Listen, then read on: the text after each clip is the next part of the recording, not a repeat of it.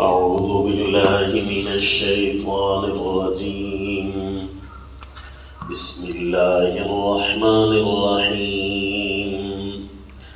أم حسبتم أن تدخلوا الجنة ولما يعلم الله الذين جاهدوا منكم ويعلم الصابرين ولقد كنتم تمنون الموت من قبل أن تلقوه فقد رأيتموه وأنتم تنظرون. وصلی اللہ علی النبی الکریم. سورۃ آل عمران آیت نمبر 142. تاکید الکمال نمبر 4. یہ جو تاکیدات شروع ہوئی تھی نا والذین اذا فعلوا فاحشۃ سے، یہ 4 خطابات کے بعد جو کہ 10 احکام پر مرتب ہوئے تھے، 4 خطاب اور 4 قسم کے احکام جو تھے وہ ٹوٹل 10 ترتب ہوئے تھے. والذین اذا فعلوا فاحشۃ، یہاں پر تاکیدات شروع ہو گئی تھی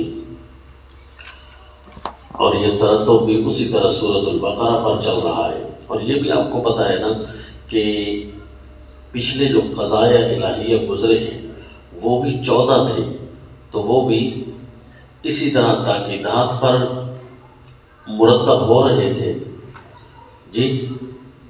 تو ان پر بھی ترتب آپ دیکھتے جائیں گے اور تاکیدات پر بھی ترتب ان کا دیکھتے جائیں گے، کیونکہ 14 جو قضائے گزرے ان کی ترتیب یاد ہے نا آپ کو جی. ترتیب تو یاد ہوگی، تو لہذا اب یہ تاکیدات یاد کرتے ہوئے ہم یہاں تک پہنچے تاکید نمبر 4 پر. تو یہ تاکیدات الکمال جو ہیں، اس کو ہم نے کہا یہ تاکیدات الکمال یہ مرتب ہو رہی ہیں پچھلی تاکیدات الاحکام اور تاکیدات الاموال پر. کیسے ترتب ہوئی تھی؟ کیونکہ 4 جو خطابات آئے تھے نا، تو احکام بھی تو 4 قسم کے گزرے تھے سورۃ البقرہ کے اندر، اور 4 قسم کے احکام کے بعد تاکیدات شروع ہوئی تھی.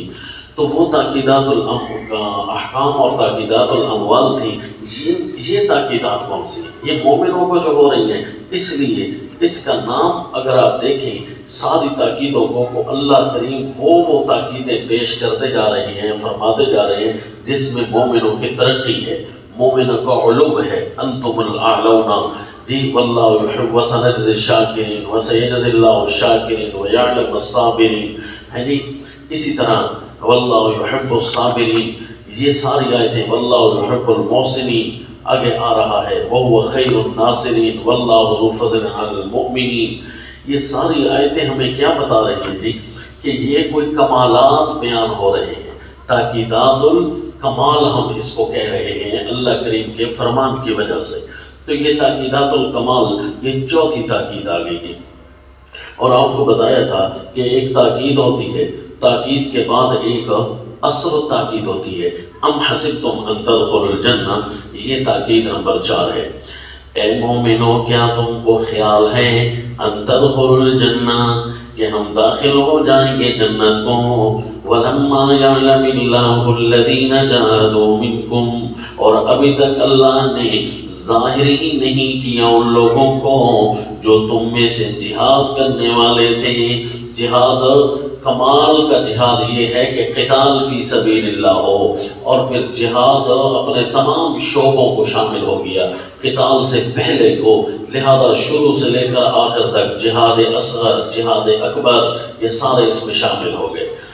الذین جاہدوا منکم، جنہوں جہاد اصغر یہ ہے کہ دین میں کوششیں جنہوں نے کی ہیں، والذین جاہدوا فینا لنہدینہم سبلنا، جہاد اکبر ہے قتال فی سبیل اللہ.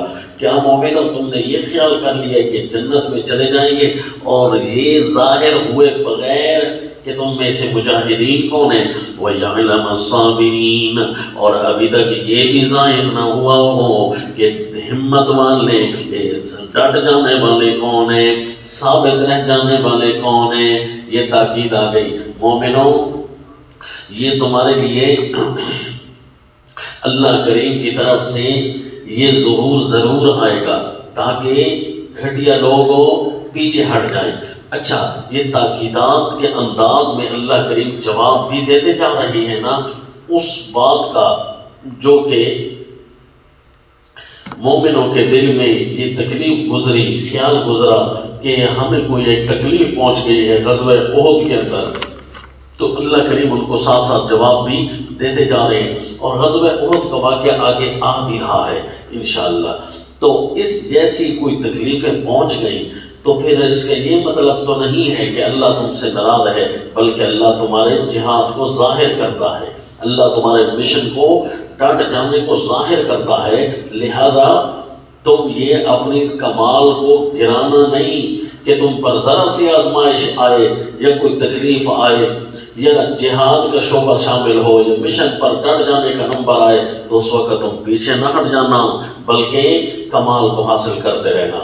اور اس اثر و تاکید پیش فرمائی، وَلَقَدْ كُنْتُمْ تَمَنَّوْنَ الْمَوْتَ مِن قَبْلِ أَن تَلْقَوْهُ، اور تم آرزو کرتے تھے مرنے کی دین پر، کیونکہ دوسرا خطاب ہم نے یہی دیکھا تھا نا، یا ایھا الذین آمنوا اتقوا اللہ حق تقاته ولا تموتن الا وانتم مسلمون، تم دین پر مرنے کی تمنا کرتے تھے، من قبل ان تلقوه، پہلے اس موت کے ملنے سے، فقد رأیتموہ، سو تم اب نے دیکھ لیا ہے، تم نے اس کو جہاد کی صورت میں دیکھا۔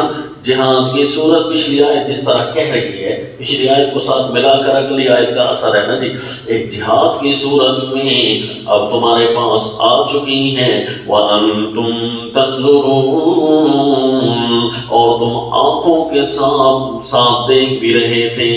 پہلے ہے رأیتموہ، تم نے دیکھ لیا، یعنی اس کو دل کی نگاہوں سے پڑھ لیا کہ یہ وہ زمانہ بھی آ گیا ہے، یہ وہ وقت بھی آ گیا ہے جہاد والا جس میں ہمارا ایمان، ہمارا کمال آزمایا جائے گا۔ وَأَنْتُمْ تَنْظُرُونَ، اور آنکھوں سے بھی تم سامنے دیکھ چکے ہو، یہ مقابلے تو آنکھوں کے سامنے بھی آئیں گے۔ ایسا تو نہیں کہ مومن یہ خیال کرتے رہیں کہ بس ہم جی بڑے ثابت قدم لوگ ہیں اور ثابت قدمی کا منظر سامنے نہ آئے۔ مومن یہ خیال کرتے رہیں کہ ہم بڑے طاقتور لوگ ہیں، کیوں جی ہم دین حنیف کے لوگ ہیں، سچے لوگ ہیں، لہذا وہ طاقت کے آزمانے کا مظاہرہ سامنے نہ آئے۔ پھر یوں تو نہیں نہ ہوتا، کیونکہ یہ خام خیالیوں میں رہنا، خوش فہمیوں میں رہنا بھی تو نہیں ہوتا۔ یوں تو پھر سارے منافق بھی اس طرح سوچ سکتے ہیں، وہ بھی پھر دین کے اندر آ سکتے ہیں، وہ بھی تمہارے اندر گند شامل ہو جائے گا۔ لیکن اللہ کریم ایک اثر و تاکید فرمائی نا، اس جہاد کو تمہارے سامنے لائے گا۔ اب دیکھا جی یہ آیت حل ہو گئی نا، فقد رأیتموہ، تم دیکھ چکے ہو اس کو، کہاں دیکھ چکے ہو؟ او جو جب جہاد کا منظر آیا تو جس طرح کہ پچھلی آیت میں آیا، کہیں بھی جہاد کا منظر آیا تو تم مومن اس کو دیکھ چکے ہوتے ہو، جس چیز کی تم تمنا کر رہے ہوتے ہو، دین پر مرنے کی تمنا ہوتی ہے تو کبھی کبھی آ بھی جاتا ہے۔ اللہ کریم مدد فرمائے جی۔ تو اب اس کے اندر جواب ہو رہا ہے اگر غزوہ احد والوں کا تو وہ اس آیت کے تابع ہے۔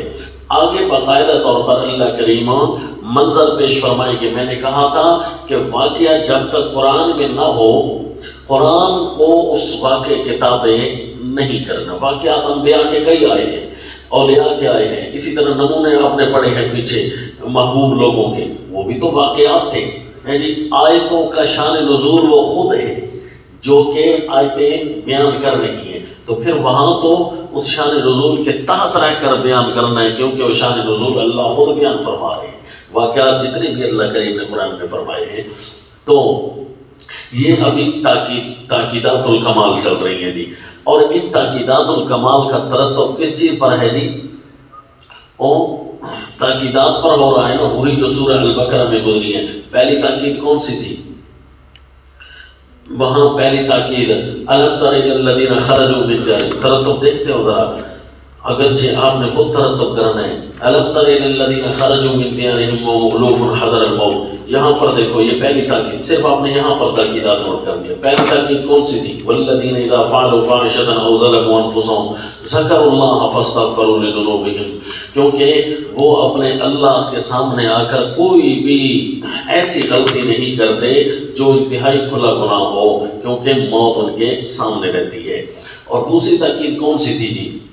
کہ من ذا الذی یقرض اللہ قرضا حسنا، تو یہاں دوسری تاکید کون سی ہے؟ اے قد خلت من قبلکم سنن فسیروا فی الارض فانظروا کیف کان عاقبۃ المکذبین، یہ دوسری تاکید پر ترتب ہوا کہ دیکھو جی اس تاکید کے اندر اللہ نے پورا ایک واقعہ بھی بیان کیا تھا۔ الم تر الی الملأ من بنی اسرائیل اذ قالوا لنبی لهم ابعث لنا، تو اسی لیے یہاں اللہ نے فرمایا فسیروا فی الارض فانظروا کیف کان عاقبۃ المکذبین۔ اب تیسری تاکید کون سی تھی جی؟ ولا تہنوا ولا تحزنوا وانتم الاعلون، وہاں تیسری تاکید کون سی تھی؟ تلک آیات اللہ نتلوها علیک بالحق وانک لمن المرسلین، یہاں ہے ان کنتم مؤمنین، اگر ان آیات پر تم نے ایمان رکھا نا تو بس پھر تم کامیاب ہو۔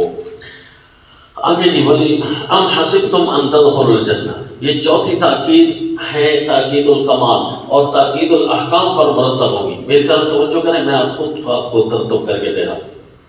تاکید نمبر 4، تو تاکید الاحکام کون سی تھی؟ تلک الرسل فضلنا بعضهم علی بعض ولو شاء اللہ ما اقتتل الذین من بعد ما، وہاں آیا تھا ذکر کہ نہیں آیا تھا؟ دیکھا نا، ولو شاء اللہ ما اقتتل الذین من بعد، یہ ولما یعلم اللہ الذین جاہدوا منکم ویعلم الصابرین، یہ اس پر مرتب ہوا۔ وما محمد الا رسول، اب یہ کون سی تاکید کرے گی؟ تاکید الکمال نمبر 5 ہے جی، وما محمد الا رسول، اور وما کان لنفس اس کا اصل تاکید ہے۔ رسول اللہ صلی اللہ علیہ وسلم کی حیثیت رسول والی ہے۔ قد خلت من قبلہ الرسل، آپ سے پہلے بھی رسول گزر گئے ہیں۔ پہلے تاکید پڑھتے ہیں پھر اس کا ترتب بتاؤں گا جی۔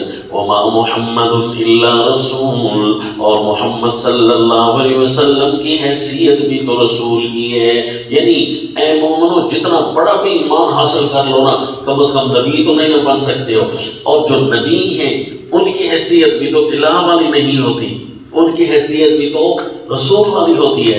قد خلت من قبلہ الرسل، ان سے پہلے بھی بہت سے رسول گزر چکے ہیں۔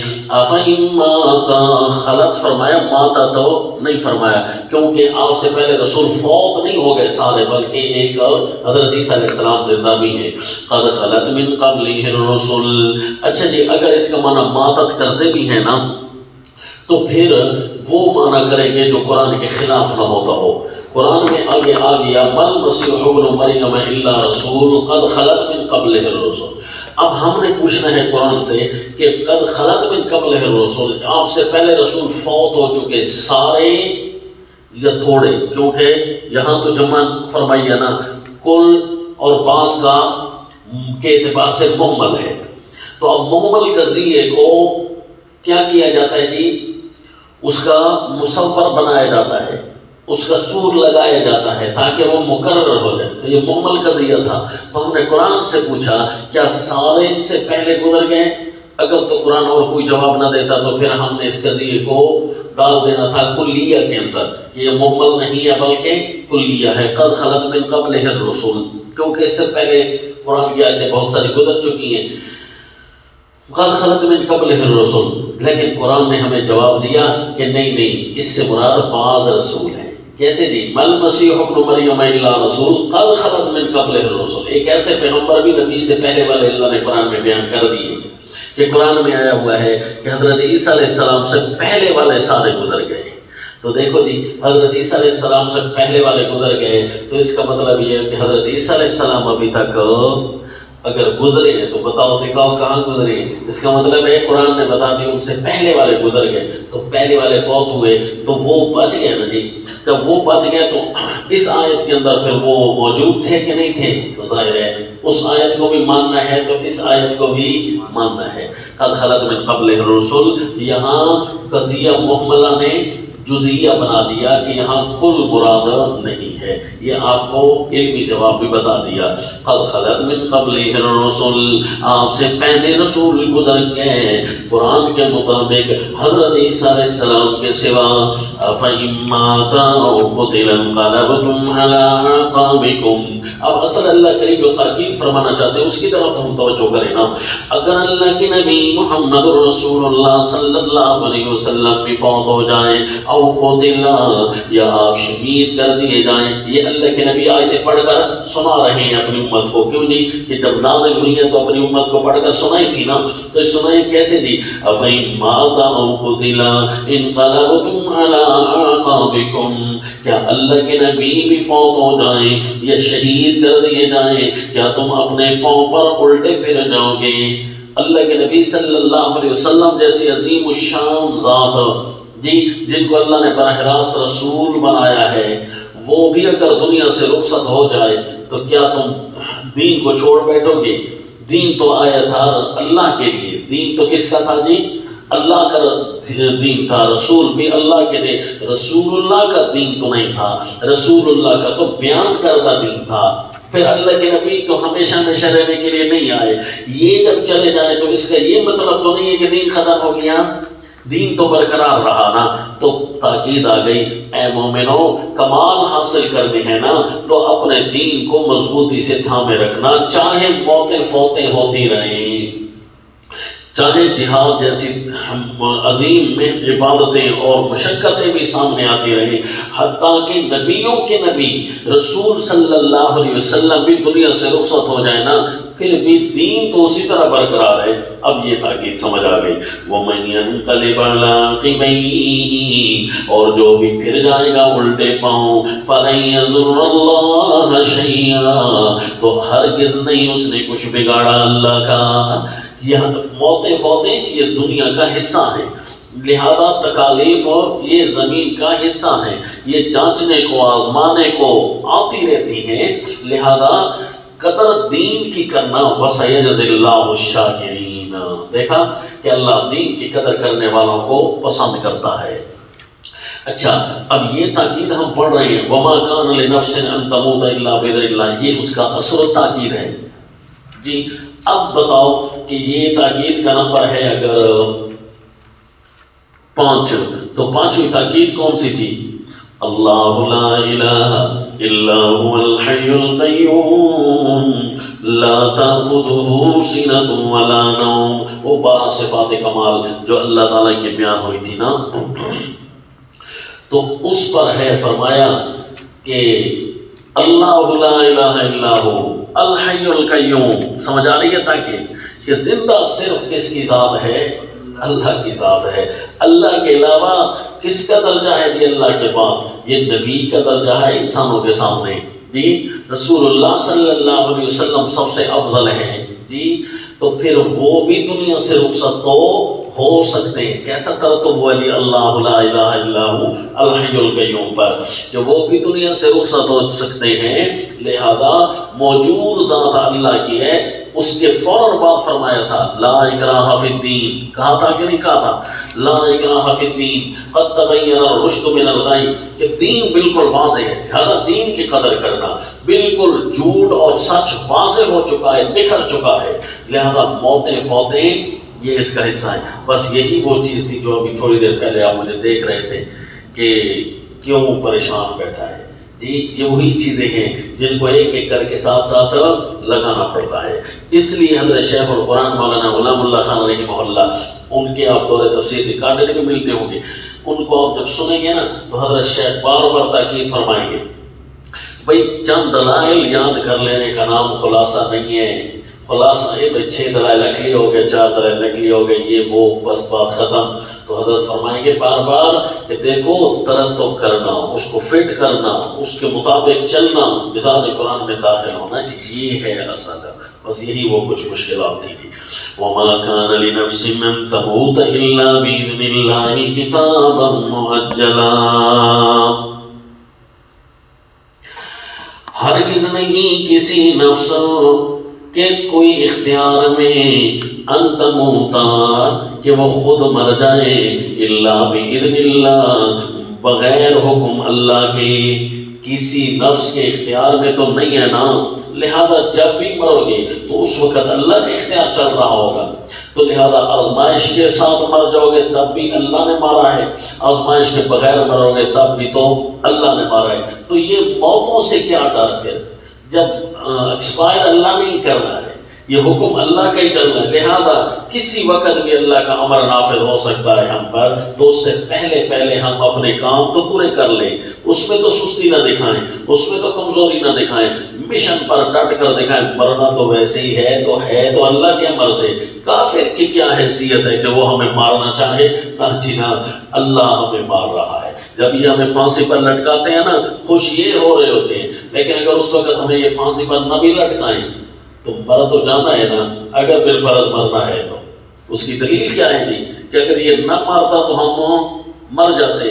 اس کی دلیل یہ ہے کہ کئی دنیا مر رہی اسی طرح بغیر کسی کے مارنے کے مر رہی ہے۔ ما کان لنفس ان تموت الا، یہ قرآن بہادر بناتا ہے آپ کو، کتنا بڑے سے بڑا کافر، کتنا جابر کیوں نہ آ جائے، جتنی بڑی سے بڑی مشقت کیوں نہ آ جائے، اسے کہنا موت تیرے اختیار بھی نہیں ہے۔ اللہ لا الہ الا هو الحی القیوم وما کان لنفس ان تموت الا باذن اللہ کتابا مؤجلا۔ اچھا چھوٹی سی بات میں آپ کو بتا دوں، یہ قرآن میں کتنی اچھی باتیں بیان ہو رہی ہیں جی۔ ہم جو دوسری کتابوں کے سہارے لوگوں کو مصروف کر کے بیٹھے ہوتے ہیں، کیا ہو جی یہ کتاب سناؤں آپ کو، یہ کتاب سناؤں، تو قرآن اس انداز میں بیان کریں تو لوگ دوسری کتابوں سے ہٹیں، اور قرآن کو جو آپ اس انداز سے بیان کریں کہ سمجھ نہ آئے اللہ کریم فرمانا کیا چاہتے ہیں، نعوذ باللہ، پھر یہ تعلیم نبی کی تو نہیں ہے۔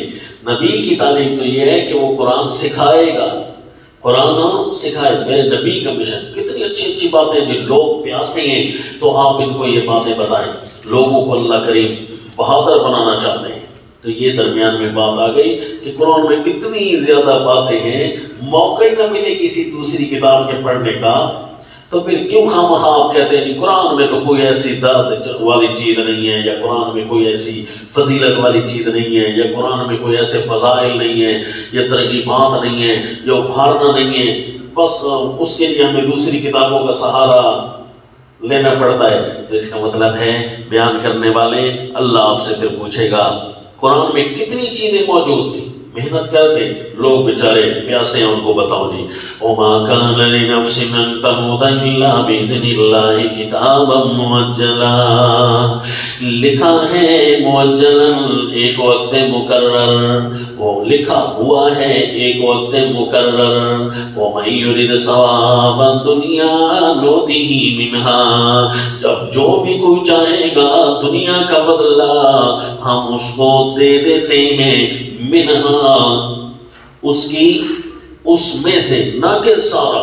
کوئی دنیا کا بدلہ چاہے، اللہ میں حافظ بنا، میں قاری بنا، اللہ میں نے دین کی محنتیں کی ہیں، اللہ کوئی ثانوی کوئی شے دے، نعوذ باللہ ہے جی، اللہ ان کو تو دیا ہے مجھے بھی دینا، نہ جنا یوں نہ، من یرید ثواب الدنیا نؤتہ منہا، پھر اس کا بدلہ کچھ نہ کچھ شاید مل جائے، کتنا ملے یہ ابھی میں آپ کو حوالہ دکھاتا ہوں کتنا مل سکتا ہے، لیکن یہ خیال نہ کرنا ہم نے کہنا ہے اے اللہ ہم دین کے اوپر ہمیں اپنے فضل سے تو نے رکھا، اے اللہ ہمیں کسی کا محتاج نہ کر، اے اللہ ہم چاہتے آخرت ہیں، دنیا میں بھی اے اللہ تیری خیر چاہتے ہیں، آخرت میں بھی تیری خیر چاہتے ہیں، دنیا میں بھی اچھائی چاہتے ہیں، بدلے کے اعتبار سے نہیں، تیری رحمتوں کے اعتبار سے جی، قبول تو کرتا جا، ربنا آتنا فی الدنیا حسنۃ وفی الآخرۃ حسنۃ وقنا عذاب النار، یہ ہمیں چاہیے، اور یہ بھی ہم نہیں کہتے کہ اللہ نے بس دنیا میں بالکل نہ دینا تو آخرت میں دینا، یہ کہنا بھی جائز نہیں ہے، کیونکہ اللہ نے تو یہ تعلیم ہمیں نہیں دی، بلکہ ہم نے کیا دنیا میں بھی آئے ہیں تو اللہ کی وجہ سے آئے ہیں، اس وجہ سے دنیا بھی خوبصورت چیز ہے کہ اللہ نے بھیجا ہے، جتنے لمحات کے لیے بھیجا ہے، اللہ کا امر خوبصورت ہے، لہذا اتنی زندگی زمین پر رہنا ہوا خوبصورت، اور اللہ تعالیٰ کے احکام کے تابع رہنا ہوا خوبصورت، تو اس وجہ سے ہمیں دنیا اچھی لگتی ہے، کیونکہ میرے اللہ کا فیصلہ یہی ہے اس وجہ سے۔ اور جب اللہ کا فیصلہ آئے نا کہ موت آنی ہے تو اس وقت ہمیں آخرت اچھی لگنی ہے، کیونکہ اب اللہ کا فیصلہ وہ ہے۔ تو اصل ہمیں اللہ کا فیصلہ چاہیے نہیں، اللہ کے لیے باتیں چاہیے نہیں۔ تو لہذا دنیا میں بھی اچھائی مانگتے ہیں اور آخرت میں بھی مانگتے ہیں اللہ کے لیے۔ تو اس لیے جی وَمَن يُرِدْ ثَوَابَ الدُّنْيَا نُؤْتِهِ مِنْهَا۔ اب حوالہ دیکھ لو جی، سورہ بنی اسرائیل 15واں پارہ، دو حوالے دکھاؤں گا جی، اس بات پر یہ نوٹ رکھنا کہ دنیا کس کو کتنی ملا کرتی ہے۔ پھر میں یہ اگر حوالہ کبھی آ بھی گیا تو ہو سکتا ہے آپ کو صرف اشارہ کر دوں کہ آپ نے پڑھا ہوا ہے حوالہ، کیوں جی مکمل ہر وقت تو ٹائم نہیں مل سکے گا نا۔ یہ سورہ بنی اسرائیل آیت نمبر 18 ہے، نے فرمایا من کان یرید العاجلۃ عجلنا له فیہا ما نشاء لمن نرید۔ یا دو شرطیں بیان ہیں، ما نشاء لمن نرید۔ من کان یرید العاجلۃ، جو بھی چاہتا ہے جلدی جلدی، اپنا فیصلہ جلدی جلدی، آیت نمبر 18 عجلنا له الدار العاجلہ العاقبۃ العاجلہ، کچھ بھی ہو اللہ نے اس کو عاجلہ فرمایا ہے، یعنی جو بھی چاہتا ہے جلدی والی چیزیں عجلنا له فیہا، ہم اس کو جلدی جلدی دے تو دیتے ہیں، لیکن ما نشاء، جتنا ہم چاہتے ہیں، لمن نرید، جس کے لیے ہم چاہتے ہیں، جس کے لیے چاہیں، جتنا ہم چاہیں۔ یہ نہیں کہ جو بھی فیصلہ دنیا مانگے گا تو ہم اس کو دیں، ہم پر کو واجب تو نہیں ہے دے۔ ما نشاء لمن نرید ثم جعلنا له جہنم، پھر ہم نے اس کے لیے بنائی ہے جہنم، یصلاھا مذموما مدحورا۔ کچھ ایسے شعراء بھی گزرے ہیں، بیچارے ہوتے نیک دل تھے لیکن جاہل بھی کئی ہیں، یا اپنی باتوں میں اتنے کنایات ڈال دیے کہ دوسروں کو پڑھنے کی اجازت نہیں ہے۔ مثلا یہ جو ایک اردو کا بیچارہ شاعر گزرا ہے، اس کے اصلیات کا ہمیں کوئی پتہ نہیں ہے، معذور سزا شاکر شجاع آبادی ابھی فوت ہوا ہے، تو وہ اس کا ایک شعر لوگوں نے مشہور کر دیا، اللہ 72 بورے جو دینے کا تو نے وعدہ کیا ہے نا، تو وہ ایک پر میں وہاں گزارا کر لوں گا، باقیوں کے بدلے میں مجھے یہاں کوئی روٹی شوکی دے دے۔ انا للہ و انا الیہ راجعون، یہ اللہ تعالیٰ کی تقدیر، یہ جہالت ہے نا جی۔ انہوں نے پڑھا ہوا، وہ تھا تو معذور، پتہ نہیں اس کا دل نیک ہے برا ہے کیسے تھا، واللہ اعلم۔ ہم تو اچھا گمان کرتے ہیں کہ اس کا کہنے کے کو کنایات کچھ اور ہوں گے، لیکن آگے بھی تو جاہل معاشرہ ہے، پھر وہ خود بھی تو اتنا پڑھا لکھا بیچارہ نہیں تھا، معذور تھا، ساری زندگی وہ پڑھا رہا۔ تو یہ نہیں کہنا کہ اللہ بس جو چیز تو نے مجھے وہاں دینی ہے نا اس کے بدلے میں کچھ یہاں دے دے اور کچھ پھر وہاں دینا، نہ جینا، اللہ نے وہاں دینی ہے، وہی اللہ کے دینے والے فیصلے اچھے ہیں، ہم اللہ کے تابع، ہم اللہ کریم کے اوپر کوئی ایسی فرمائشیں تو نہیں رکھ سکتے جو ہم اللہ کے نظام میں دخل اندازی کریں۔ اب یہاں دیکھ لیں کہ 12واں پارہ سورہ ہود،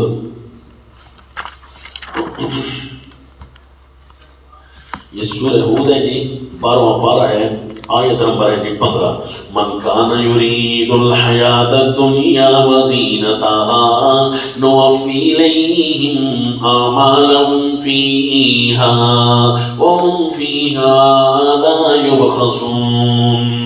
یہ ہے کہ لمن نشاء لمن نرید، جس کے لیے ہم چاہتے ہیں اور جتنا ہم چاہتے ہیں، تو اللہ نے کس کے لیے چاہا ہے اور کتنا چاہا ہے وہ یہاں بیان ہو گیا جی۔ من کان یرید الحیات الدنیا وزینتها، جو بندہ بھی دنیا کی زندگی اور اس کی ٹھاٹھ کی چاہت کرتا ہے کہ بس ہمیں یہی ملنا چاہیے، حالانکہ کتنا پاگل ہوگا جو کہے گا ہمیں وہاں چیز ملنی چاہیے جہاں کی ایکسپائری ڈیٹ کا ہمیں پتہ ہی نہیں ہے۔ کتنا بندہ پاگل ہے جی، میں اتنے بڑے بڑے مکان مانگ بیٹھوں 50 سال رہنے کے اور میرے پاس دن 50 گھنٹے ہی نہ ہو، تو ہے نا پاگل۔ اس لیے میرے نبی صلی اللہ علیہ وسلم کی طرف یہ فرمان ہے کہ القی، حسن درجے کی روایت ہے، القیس من دان نفسہ وعمل لما بعد الموت۔ امام ترمذی فرماتے ہیں حسن ہے کہ کتنا عقل مند ہے وہ بندہ، من دان نفسہ، جو اپنے آپ کو پہچان لیتا ہے. وَعَمِلَ لِمَا بَعْدَ الْمَوْتِ، بعد الموت کے لیے وہ کام کرتا ہے، کیونکہ فانی زندگی تو یہ ہے، وہ تو بہت لمبی زندگی ہے. یہ آیت نمبر 15. مَنْ كَانَ يُرِيدُ الْحَيَاةَ الدُّنْيَا وَزِينَتَهَا نُوَفِّي إِلَيْهِمْ أَعْمَالَهُمْ فِيهَا وَهُمْ فِيهَا لَا يُبْخَسُونَ. ہم ان کو ان کے اعمال دیں گے. کتنا دیں گے جی؟ مانشا کہا تھا نا، تو اب یہاں بتا دیا ہم ان کو کیا دیں گے، جتنا اس کے عمل ہوئے، جتنی اس کی مزدوری بنتی ہوئی نا، جتنا اس کا کام، وہ تو اللہ کو پتا ہے کتنی اس نے محنتیں کی ہیں، کتنی اس نے کوششیں کی ہیں دین کے لیے یا کیا ہے، اور پھر آج چاند دنیا رہا ہے تو ٹھیک ہے، اس کے اعمال کے مطابق ہم اسے دے دیتے ہیں. وَهُمْ فِيهَا لَا يُبْخَسُونَ، اور اس میں وہ کمی نہیں ہوگی ان کی. کس کو ہم دیں گے؟ جس نے کام کیے ہوں، کچھ تو اعمال کی ہونا، حالانکہ بدلہ آخرت میں چاہیے تھا، دنیا بھی اچھی گزرتی، پرسکون ہوتی، برکات اس پر نازل ہوتی، لیکن اس نے بدلہ لینا چاہا ہے وہی والا، تو پھر ہم یہاں دے دیں گے. یہاں تو وہ بڑا مہنگا ہے، اس کا تو ریٹ ہے متعین، وہاں ہم اس کو ذرا سستا کریں گے جی. تو لہذا یہاں ہم اس کو دیں گے جس نے کیا ہو، اور کتنا دیں گے؟ اس کے اعمال کے مطابق دیں گے. لا یبخسون، اس میں وہ کمی نہیں ہوگی.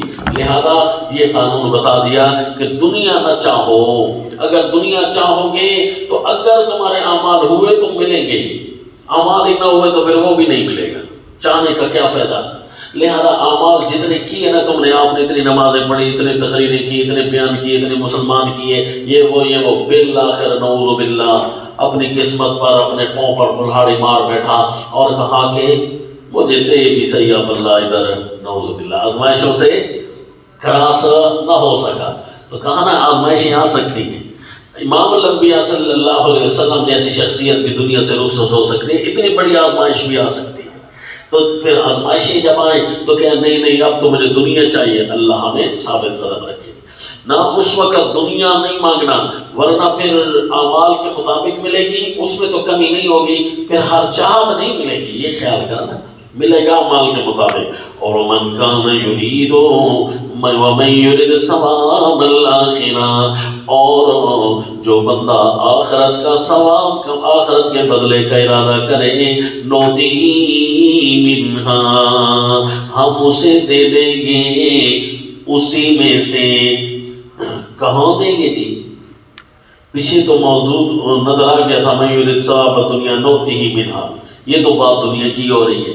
لیکن آگے من یرید ثواب الآخرۃ نوتیہ منہا، حالانکہ ثواب الآخرۃ تو سارا ملنا چاہیے نا. نوتیہ منہا اشارہ کر دیا دنیا میں بھی ملے گا، دنیا میں بھی اللہ کریم اسے آسانی اور فراوانیوں سے مالا مال کریں گے. اور واقعی جی اس کا ذکر بھی قرآن میں موجود ہے. یہ سورۃ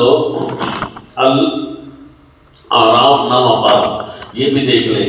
نوتی منہا، اللہ کریم کے سمجھانے پر قربان دی. یہ سورۃ الاعراف آیت نمبر 96.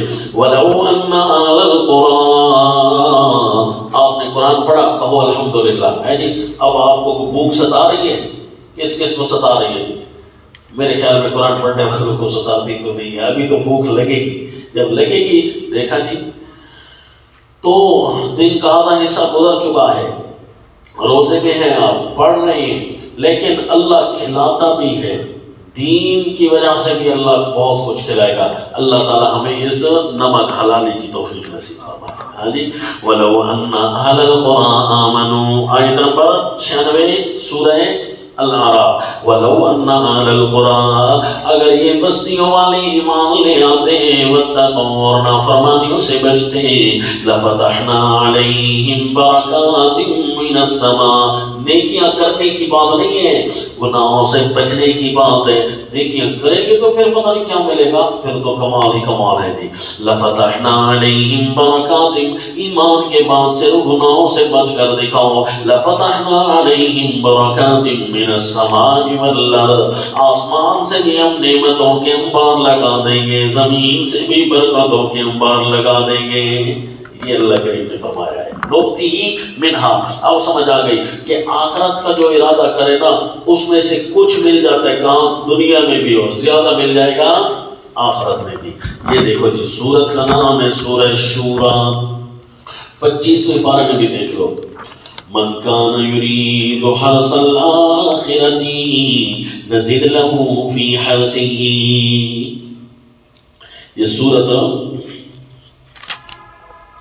شورى آیت نمبر 20. من کان یرید حرث الآخرہ 25 شورى. ٹھیک ہے، جو بھی چاہتا ہے آخرت کی کھیتی، نزد لہ فی حرثہ. کیا قانون ہے میرے اللہ کا، سبحان اللہ. اللہ فرماتے ہیں ہم اس کی کھیتی کو اور زیادہ کر دیں گے. جو آخرت کی کھیتی کا طالب ہے نا جی، ہم اس کی کھیتی کو دیں گے ہی صرف نہیں بلکہ زیادہ کرتے جائیں گے، زیادہ. نزد لہ، یہ اللہ کے احسان ہے جی کہ اللہ نے کتنی قدر کی ہے. آیت نمبر 20. وَمَنْ كَانَ يُرِيدُ حَرْثَ الدُّنْيَا نُؤْتِهِ مِنْهَا. اور جو بھی چاہتا ہے دنیا کی کھیتی ہم اس کو کچھ دے دیں گے. کتنا دیں گے جی؟ کس کو دیں گے جی؟ تو خود بتائے، لمن ما نشاء لمن نريد. اور کس کے لیے چاہا اللہ نے؟ جو کوئی کام تو کرے نا، پھر کوئی ورک تو دکھائے نا، پھر ورک دکھائے، ورک تو پورا ملے گا. ورک تو وہم لا فیہا لا یبخسون، اس میں تو کمی نہیں ہوگی. لیکن یہ کیا فائدہ اس دنیا کے سارے آنے جانے کی چیزیں، کھا گیا ختم ہو گیا گیا. وما لہ فی الآخرۃ من نصیب. اور آخرت میں اس کے لیے کوئی حصہ نہیں ہے. حالانکہ جو مومن ہے کس شان سے رہتا ہے، سبحان اللہ، کہ اس کو اللہ نے دنیا کی چاہت اس کو نہیں ہے اس کو آخرت کی چاہت. لیکن دنیا میں بھی اللہ اس کو بھر بھر کے دے رہے. کیوں جی؟ اس کے ساتھ حساب جو نہیں کرنا، اور جس کے ساتھ حساب نہیں کرنا ہوتا نا اس کو بندہ ویسے ہی دے رہا ہوتا ہے. تو اللہ کریم فرماتے ہیں اگر ہم بغیر حساب، بغیر حساب ان کو میں دوں گا، دنیا میں بھی اور آخرت میں بھی بھر بھر کر ملے گا انشاءاللہ. اللہ کریم سے مدد مانگا کریں، ایک شکر کی، کیا جی؟ قدر کرنے کی. یہ انبیاء دعا مانگا کرتے تھے، رب اوزعنی ان اشکر نعمتک التی. یہ دعا بار بار مانگے، ان اشکر نعمتک التی. اور ساتھ ساتھ بتایا کریں اے اللہ میری تربیت کوئی نہیں کرنے والا، صرف تو ہی تربیتیں کر سکتا ہے. تو اس لیے یہ تربیت بھی اللہ کرے گا، پھر اللہ کریم قدر کی بھی توفیق دے دے گا. اور خصوصاً بالغ 40 سنہ، جو 40 سال کے قریب ہو رہے ہوتے ہیں میری طرح، تو وہ یہ کثرت سے دعا مانگے، رب اوزعنی ان اشکر نعمتک التی انعمت علی وعلی والدی وان اعمل صالحا ترضاہ واصلح لی فی ذریتی انی تبت الیک وانی من المسلمین. تو یہ ہم نے اللہ کی قدر کی مانگنی ہے جی. یہ کتنی بڑی تاکید تھی. دنیا کی طرح سے ہٹنا کمال یہ ہے. وَكَأَيٍّ مِّن نَّبِيٍّ قَاتَلَ مَعَهُ رِبِّيُّونَ كَثِيرٌ فَمَا وَهَنُوا لِمَا أَصَابَهُمْ فِي سَبِيلِ اللَّهِ وَمَا ضَعُفُوا وَمَا اسْتَكَانُوا وَاللَّهُ يُحِبُّ الصَّابِرِينَ.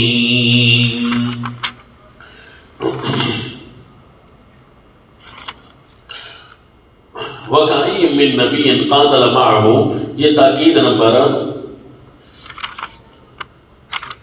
6 آ گئی. یہ چھٹی تاکید کون سی تھی؟ اللہ ولی الذین آمنوا یخرجهم من الظلمات الى النور والذین کفروا اولیاؤهم الطاغوت. سورۃ البقرہ کی چھٹی تاکید یہی تھی نا. اس پر ترتب ہو رہے ہیں مومنوں، کتنے کچھ نبی آئے، قاتل معه ربیون، ان کے ساتھ ہو کر لڑے بہت سارے ربیون کثیر، بہت سارے خدا کے طالب. ربیون رب والے، خدا کے طالب، رب کے طالب کتنے کچھ ہو کر لڑے تھے، اپنے اللہ کی طرف کرنے والے ان کے ساتھ ہو کر لڑے تھے. فما وهنوا لما أصابهم في سبيل الله، پھر انہوں نے ہمت نہ ہاری، پھر وہ ہارے نہیں، سست نہ ہوئے. فما وهنوا لما أصابهم فی سبیل اللہ، جو کچھ تکلیف ان کو پہنچی اللہ کی راہ میں، وما ضعفوا، اور سست بھی نہ ہوئے، وما استکانوا، اور دب بھی نہیں گئے، واللہ یحب الصابرین، سستی بھی نہیں دکھائی اور دبے بھی نہیں، اسی طرح شیروں کی طرح کھڑے رہے۔ کیا بات ہے جی، اس زخمی شیر کی ہے جی، زخمی بھی ہو چکا ہے لیکن سینہ تان کر کھڑا ہے۔ کیوں جی؟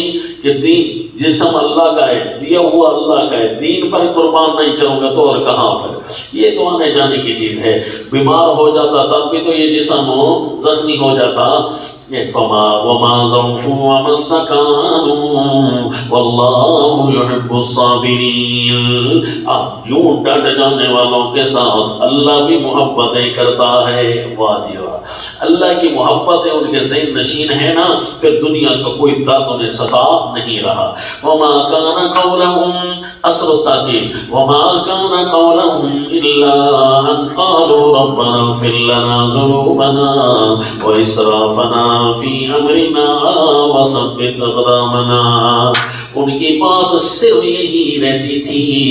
انداز دیکھیں نا جی اللہ کریم کا، اللہ یوں فرماتے ہیں کہ ان کی بات یوں ہوتی تھی کہ ربنا اغفر لنا ذنوبنا، لیکن اللہ نے انداز کیا بتایا جی، صرف ان کی باتیں یہ تھی، یہ انداز ہے۔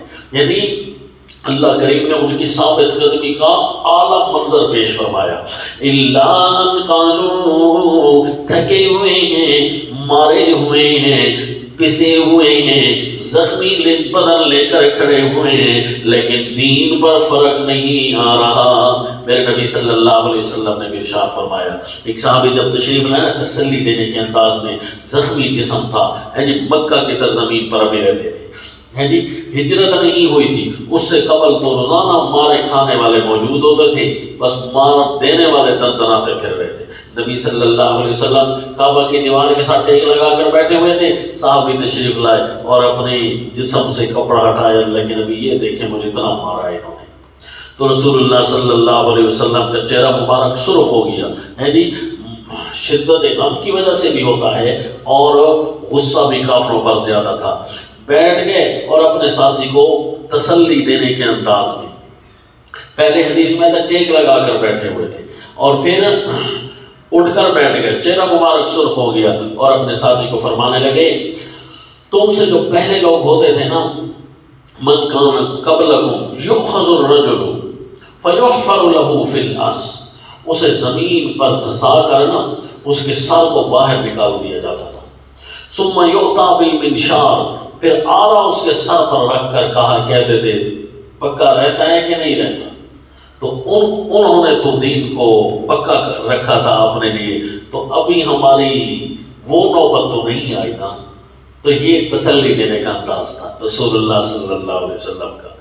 اس وقت بھی یہ کہتے تھے اِلَّا أَن قَالُوا رَبَّنَا اغْفِرْ لَنَا، یہاں اگرچہ اپنے صحابہ کا سے تسلی کا انداز یہ تھا، پھر جب اللہ کے سامنے آہوزاریاں شروع ہوتی تھی نا تو وہاں یہ کہتے تھے مَتَىٰ نَصْرُ اللَّہِ، اللہ مدد کب آئے گی۔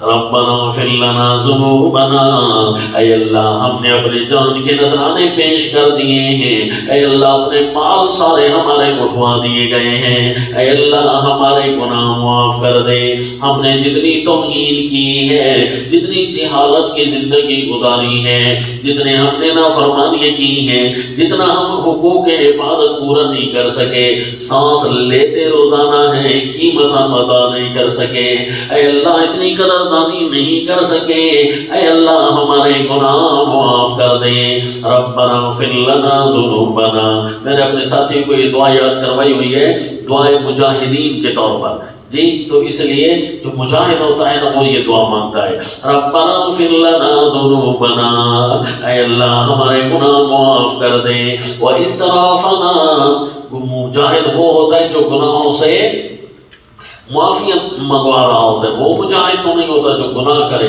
کہ ہم بس مجاہد ہیں، ہم دو گناہ کرتے رہے، ہمیں کوئی کہنے والا کچھ نہیں، نعوذ باللہ۔ مجاہد وہ ہوتا ہے جو کمال درجے کا دیندار ہے۔ وَإِسْرَافَنَا فِي أَمْرِنَا، اے اللہ ہم نے اپنے کام میں امرنا امرنا، یہ لفظ آ رہا ہے لیس لک من الامر شیء، آگے بھی آ رہا ہے قل ان الامر کلہ للہ لو کان لنا من الامر شیء، یہ آگے امر کے لفظ جو آ رہے ہیں نا، اس کا مطلب یوں بن رہا ہے کہ اے اللہ ہم نے اس امر نافذ کرنے والے معاملے میں کوئی زیادتی کر دی ہے، اے تیرے امر کو نافذ کرنے والے، تیرے اختیارات اور تیرے فیصلوں کو نافذ کرنے والے امور میں ہم سے کوئی زیادتی ہو گئی ہے، تو اے اللہ ہم اس کی بھی معافی مانگتے ہیں۔ دیکھا جی، خلیفۃ اللہ فی ارضہ انسان تو ہے نا، اس نے یہ مشن کے اندر جو درد اور دکھ لگ رہے ہیں وہ یہ نفاذ کے راہ میں لگ رہی ہے نا، تو اس کے اندر بھی کوئی کمی کوتاہی کر بیٹھا ہو مجاہد تو دعا مانگ رہا ہے، اے اللہ ایک تو ہمارے وہ گناہ جو ذہنی زندگی میں ہوئے ہیں وہ بھی معاف کر دے، اور وہ گناہ جو خارجی زندگی میں دین کے نفاذ کے اندر ہم سے کوئی کمیاں ہوئی ہیں، کوئی زیادتیاں ہوئی ہیں، اسراف دونوں کو شامل ہے، اے اللہ ہم اس کی کو معافی مانگتے ہیں۔ وَثَبِّتْ أَقْدَامَنَا، اے اللہ ہمارے پاؤں ثابت رکھنا، ہمارے قدم ثابت رکھنا، کہیں ڈگمگا نہ جائیں، کہیں کافروں کے درد سے لڑکھڑا نہ جائیں۔ وَانصُرْنَا عَلَى الْقَوْمِ الْكَافِرِينَ، اے اللہ ہمیں مدد دے کافر قوم پر، ہماری مدد کر کافر قوم کے خلاف۔ یہ جی مجاہدین کی دعا ہوتی ہے جب یہ مشن میں داخل ہو چکے ہوتے ہیں اور مشن میں مردانہ وار اپنے مردانگی کے جوہر دکھا رہے ہوتے ہیں۔ اور ایک دعا وہ ہوتی ہے مجاہدین کی کہ جب وہ چھلنی ہو چکے ہوتے ہیں، مزید ان کے اندر ہمت نہیں ہوتی، مثلا قید ہو جاتے ہیں تو اب ان کے ہاتھ پاؤں باندھ دیے گئے ہیں یا توڑ دیے گئے ہیں یا کاٹ دیے گئے ہیں، تو اس وقت جو مجاہد ہوتا ہے وہ یوں دعا کرتا ہے، یہ بھی نفاذ کی راہ میں اب اس کے قدم چل نہیں سکتے، اب وہ کیسے کہہ سکتا ہے کہ اے اللہ مجھے ثابت قدم رکھنا، پھر وہ یہ دعا مانگتا ہے۔ دیکھ لیجئے سورہ تحریم آیت نمبر 11، جب سیدہ بی بی آسیہ دعا مانگ رہی ہیں فرعون کے ظلم و تشدد سے تنگ آ کر، رب ابن لی عندک بیتا فی الجنہ ونجنی من فرعون وعملی ونجنی من القوم الظالمین۔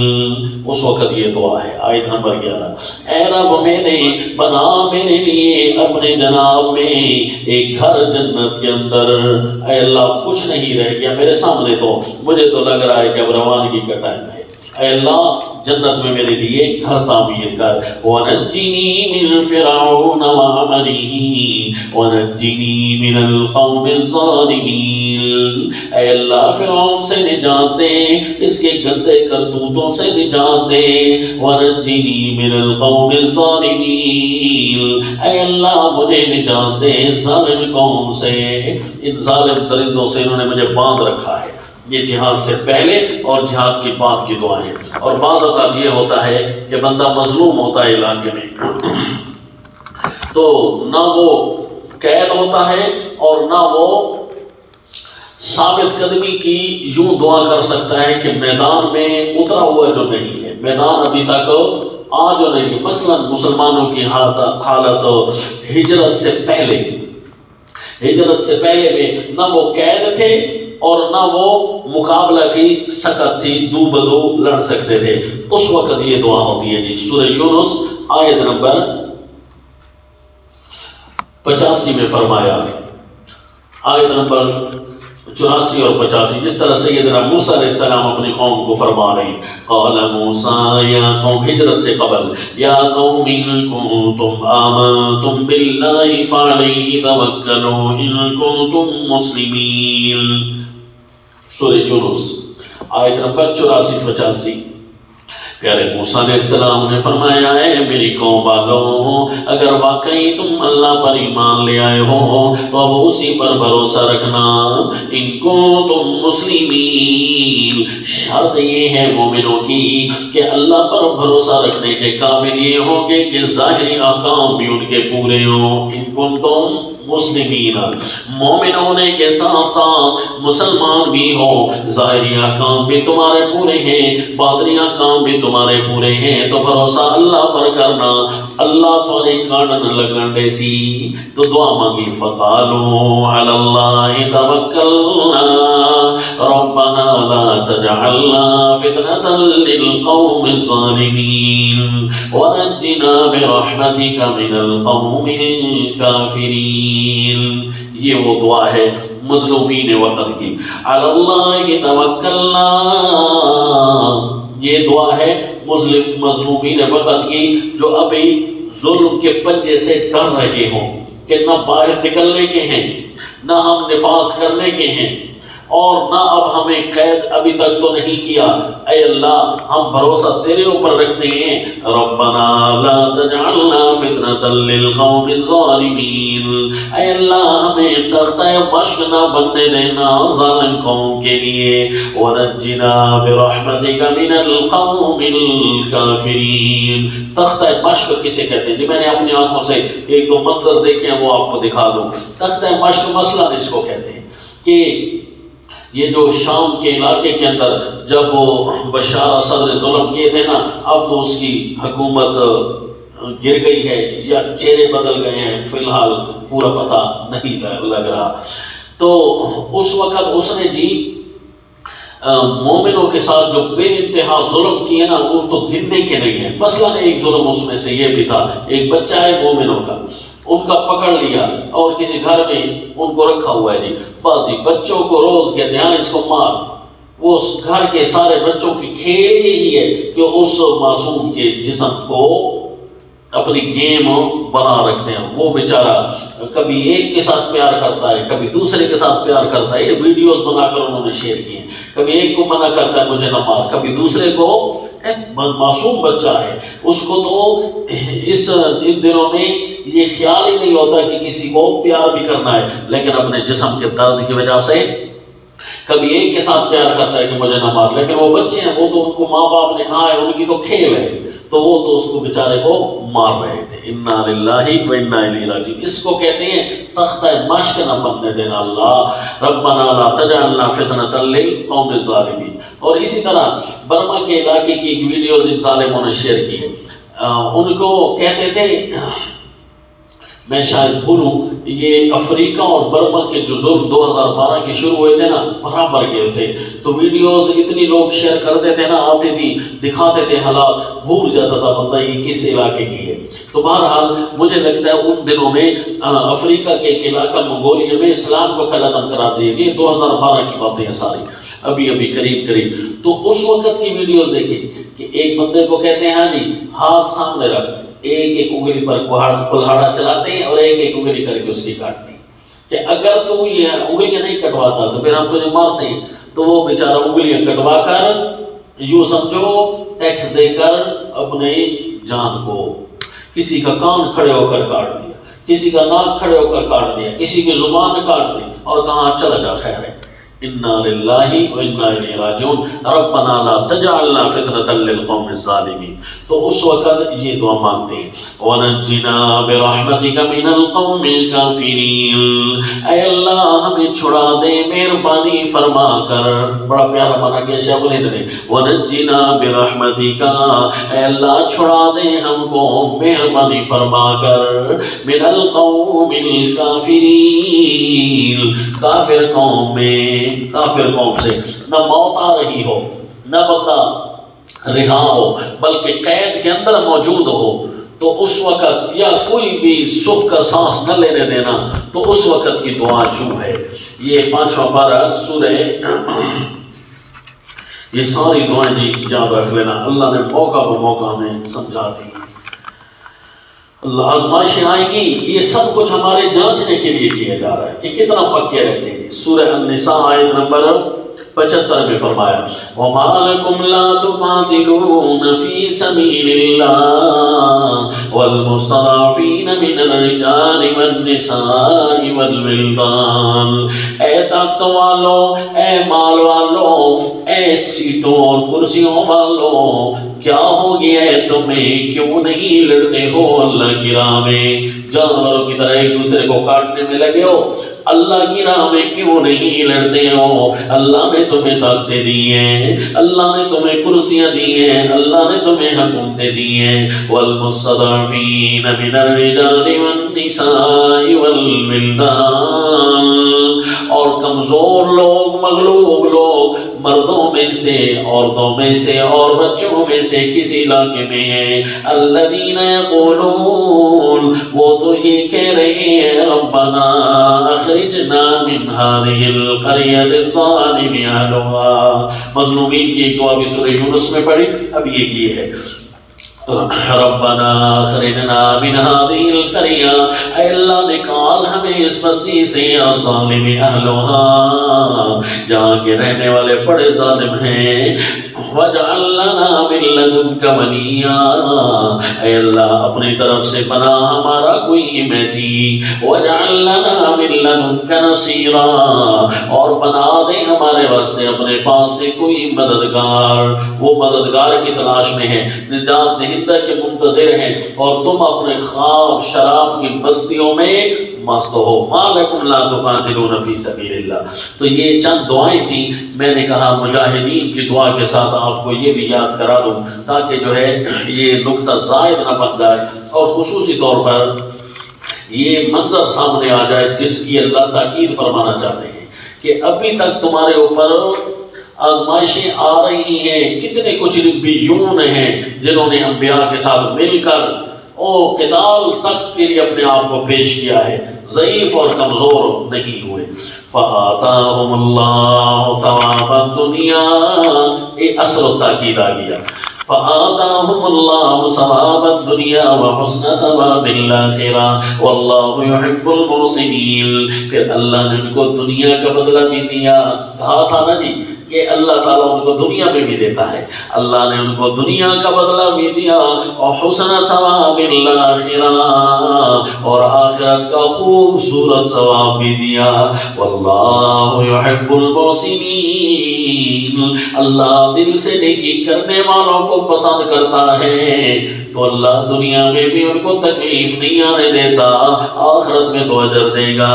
یا ایھا الذین آمنوا، اور جی ایک اہم تاکید سامنے آ گئی تھی، یہ 6 تاکیدیں ہو گئی نا، 7ویں تاکید، 7ویں تاکید میں اہم تاکید تھی چونکہ 7ویں، تو اس لیے اس کو خطاب الفرقان کی صورت میں پیش کیا۔ 7ویں تاکید بھی ہے اور خطاب الفرقان نمبر 5 بھی ہے، تو یاد رکھنا جی، یا ایھا الذین آمنوا، وہاں جو تاکید تھی وہ کون سی تھی؟ لیکن اس 7ویں تاکید کو پڑھنے سے پہلے ہم یہ پورا کر لیں، دیکھتے ہیں کہ وہ تاکید پر ترتب کیسے ہوتا ہے۔ یا ایھا الذین آمنوا، اے ایمان والو، ان تطیعوا الذین کفروا، کافروں کا کہنا اگر تم نے مانا، یردوکم علی اعقابکم، یہ تم کو پھیر دیں گے الٹے پاؤں، فتنقلبوا خاسرین، جہاں پڑو گے تم نقصان میں۔ دیکھو جی، پہلے تھا لا يتخذ المؤمنون الکافرین اولیاء، پھر تھا یا ایھا الذین آمنوا ان تطیعوا فریقا من الذین اوتوا الکتاب یردوکم بعد ایمانکم کافرین، اسی طرح تھا نا جی۔ اور اب یا ایھا الذین آمنوا ان تطیعوا الذین کفروا یردوکم، اب اس کا کیا فرق ہے؟ وہ تو میں آپ کو سمجھا چکا نا، دوست تو نہیں بنانا، پھر اطاعت تو نہیں کرنی۔ اطاعت بندہ کتنے قسم کے کافروں کی کرتا ہے؟ سب سے پہلے اپنے دین میں، اپنے دین کے نام پر دین میں رہتے ہوئے نا، پڑھے لکھے کفر کے پڑھے لکھے افراد کی اطاعت کرنے پر وقت ضائع کرتا ہے، جس طرح مختلف فرقے مومنوں کو آ کر گمراہ کرنے کی کوشش کرتے ہیں۔ یہ ہوتے کون ہیں؟ اوت الکتاب، یہ ہوتے ہیں پڑھے لکھے مولوی اور پیر۔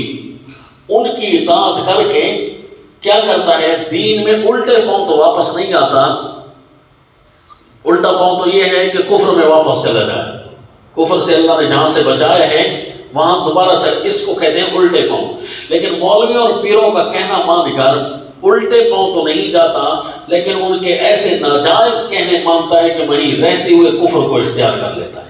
نیا مذہب نیا عقیدہ بنا ڈالتا ہے. اور جس طرح آج کل آپ میں سے کسی کو نعوذ باللہ گمراہ کرنے کی کوشش کرتے ہیں، منکرین حدیث آ گئے یا کوئی بھی آ گئے، یا ایک آدھ آیت آپ سے نکلوا ڈالی، بس آپ بن گئے کافر نعوذ باللہ. تو یہ وہ لوگ حملہ کریں گے جو اوت الکتاب ہوں گے، جو پڑھے لکھے لوگ ہوں گے، جو دین داری کے نام پر نورانی ہتھیار گمراہی کے استعمال کریں گے. تو اس لیے تاکید خطاب نمبر 1 ان کا تھا کہ ان کا کہنا مانو گے تم اللہ کے مقابلے میں. ان کا کہنا بندہ کہاں مانتا ہے؟ ایک عقیدہ اللہ نے بنایا اور ایک عقیدہ بندوں نے بنایا. اسی لیے جی اس پہلے خطاب کا ترتب بھی پہلے حکم پر ہوا تھا، اس لیے ان کی عبادت نہ کرنا، یہ ان کا کہنا ماننا ہے. یا ایھا الذین آمنوا ترتب کر کے دکھایا تھا، اس خطاب کو دوبارہ سن لو. اچھا اب رہ گیا کچھ ایسے کفار بھی ہیں جن کی بندہ اطاعت مذہبیات میں بالکل کرتا نہیں ہے، کیونکہ وہ مذہب سے آری ہوتے ہیں، دہری قسم کے کفار. وہ کافر بھی تو رہتے تھے نا ابھی، ان کے بارے میں اسپیشل خطاب آ گیا. دہری قسم کے جو کفار ہیں وہ تو ہوتے ہی لا مذہب ہیں، اگرچہ یہی ان کا ایک مذہب ہوتا ہے کہ وہ لا مذہب ہے. تو وہ لا مذہب تمہیں دین کے اندر کفریات نہیں کروائیں گے، عقیدے نہیں چینج کروائیں گے، بالکل سارا دین چھوڑا، نہ خدا ہے نہ کوئی ہے نعوذ باللہ، وہ سارا شروع سے انکار کروا دیں گے. کس طریقے سے انکار کروائیں گے؟ جب دیں گے نا پریشر، دیں گے نا سختیاں. اب پتہ چلا کہ یہ خطاب اس کے بعد کیوں آ رہا ہے. دیں گے نا سختیاں، آئیں گی لڑائیاں، تو اس وقت کیا جی دہری لوگ اگر غالب ہوئے دنیا کے امور پر تو وہ تمہیں کہیں گے چھوڑو دینوں میں کیا رکھا ہے، یہ دیکھو دینوں میں رکھنے والے ذلیل اور رسوا ہو جاتے ہیں نعوذ باللہ. تو اس وقت ان کافروں اور دہریوں کی بندہ مان بیٹھتا ہے. تو اس لیے جی آزمائشوں کے بعد جو خطاب نمبر 5 آیا نا وہ یہ تھا کہ ان کی اطاعت نہیں کرو گے، ان کی بھی نہ کرنا. ان کے لیے اسپیشل تاکید ہے. اب دونوں آیتیں ایک جیسی نہ لگی، وہ اور ہوئی اور یہ اور ہے. خطاب نمبر 1 اور ہے، خطاب نمبر 5 اور ہے. اس ترتب کے ساتھ اگر آپ چل رہے ہیں، اس فٹنگ کے ساتھ، تو پھر تو آیت سمجھ آ رہی ہے، ورنہ یہ آیت اور وہ آیت ایک جیسی لگ جائے گی. یا ایھا الذین آمنوا ان تطیعوا فریقا من الذین اوتوا الکتاب یا ایھا الذین آمنوا ان تطیعوا الذین کفروا یردوکم. اور ان کے بارے میں فرمایا تھا یردوکم بعد ایمانکم کافرین، اور ان کے بارے میں فرمایا یردوکم علی اعقابکم، سرے سے تم سے دین ہٹوا لیں گے.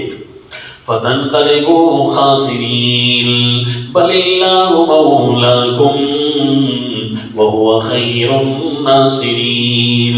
اس لیے اس کے مقابلے میں جو اصل و تاکید آئی نا اللہ کے لفظ سے شروع ہوئی، کیونکہ وہ اللہ کے منکر ہوتے ہیں نا. بل اللہ مولاکم، بلکہ یہ نہیں اللہ ہی تمہارا مددگار ہے. وہ اپنی اطاعت کی بتی کے پیچھے کیسے چلائیں گے کہ ہم تمہارے ساتھ ہیں، ترقی کی راہ میں ہم تمہیں آگے لے کر جائیں گے.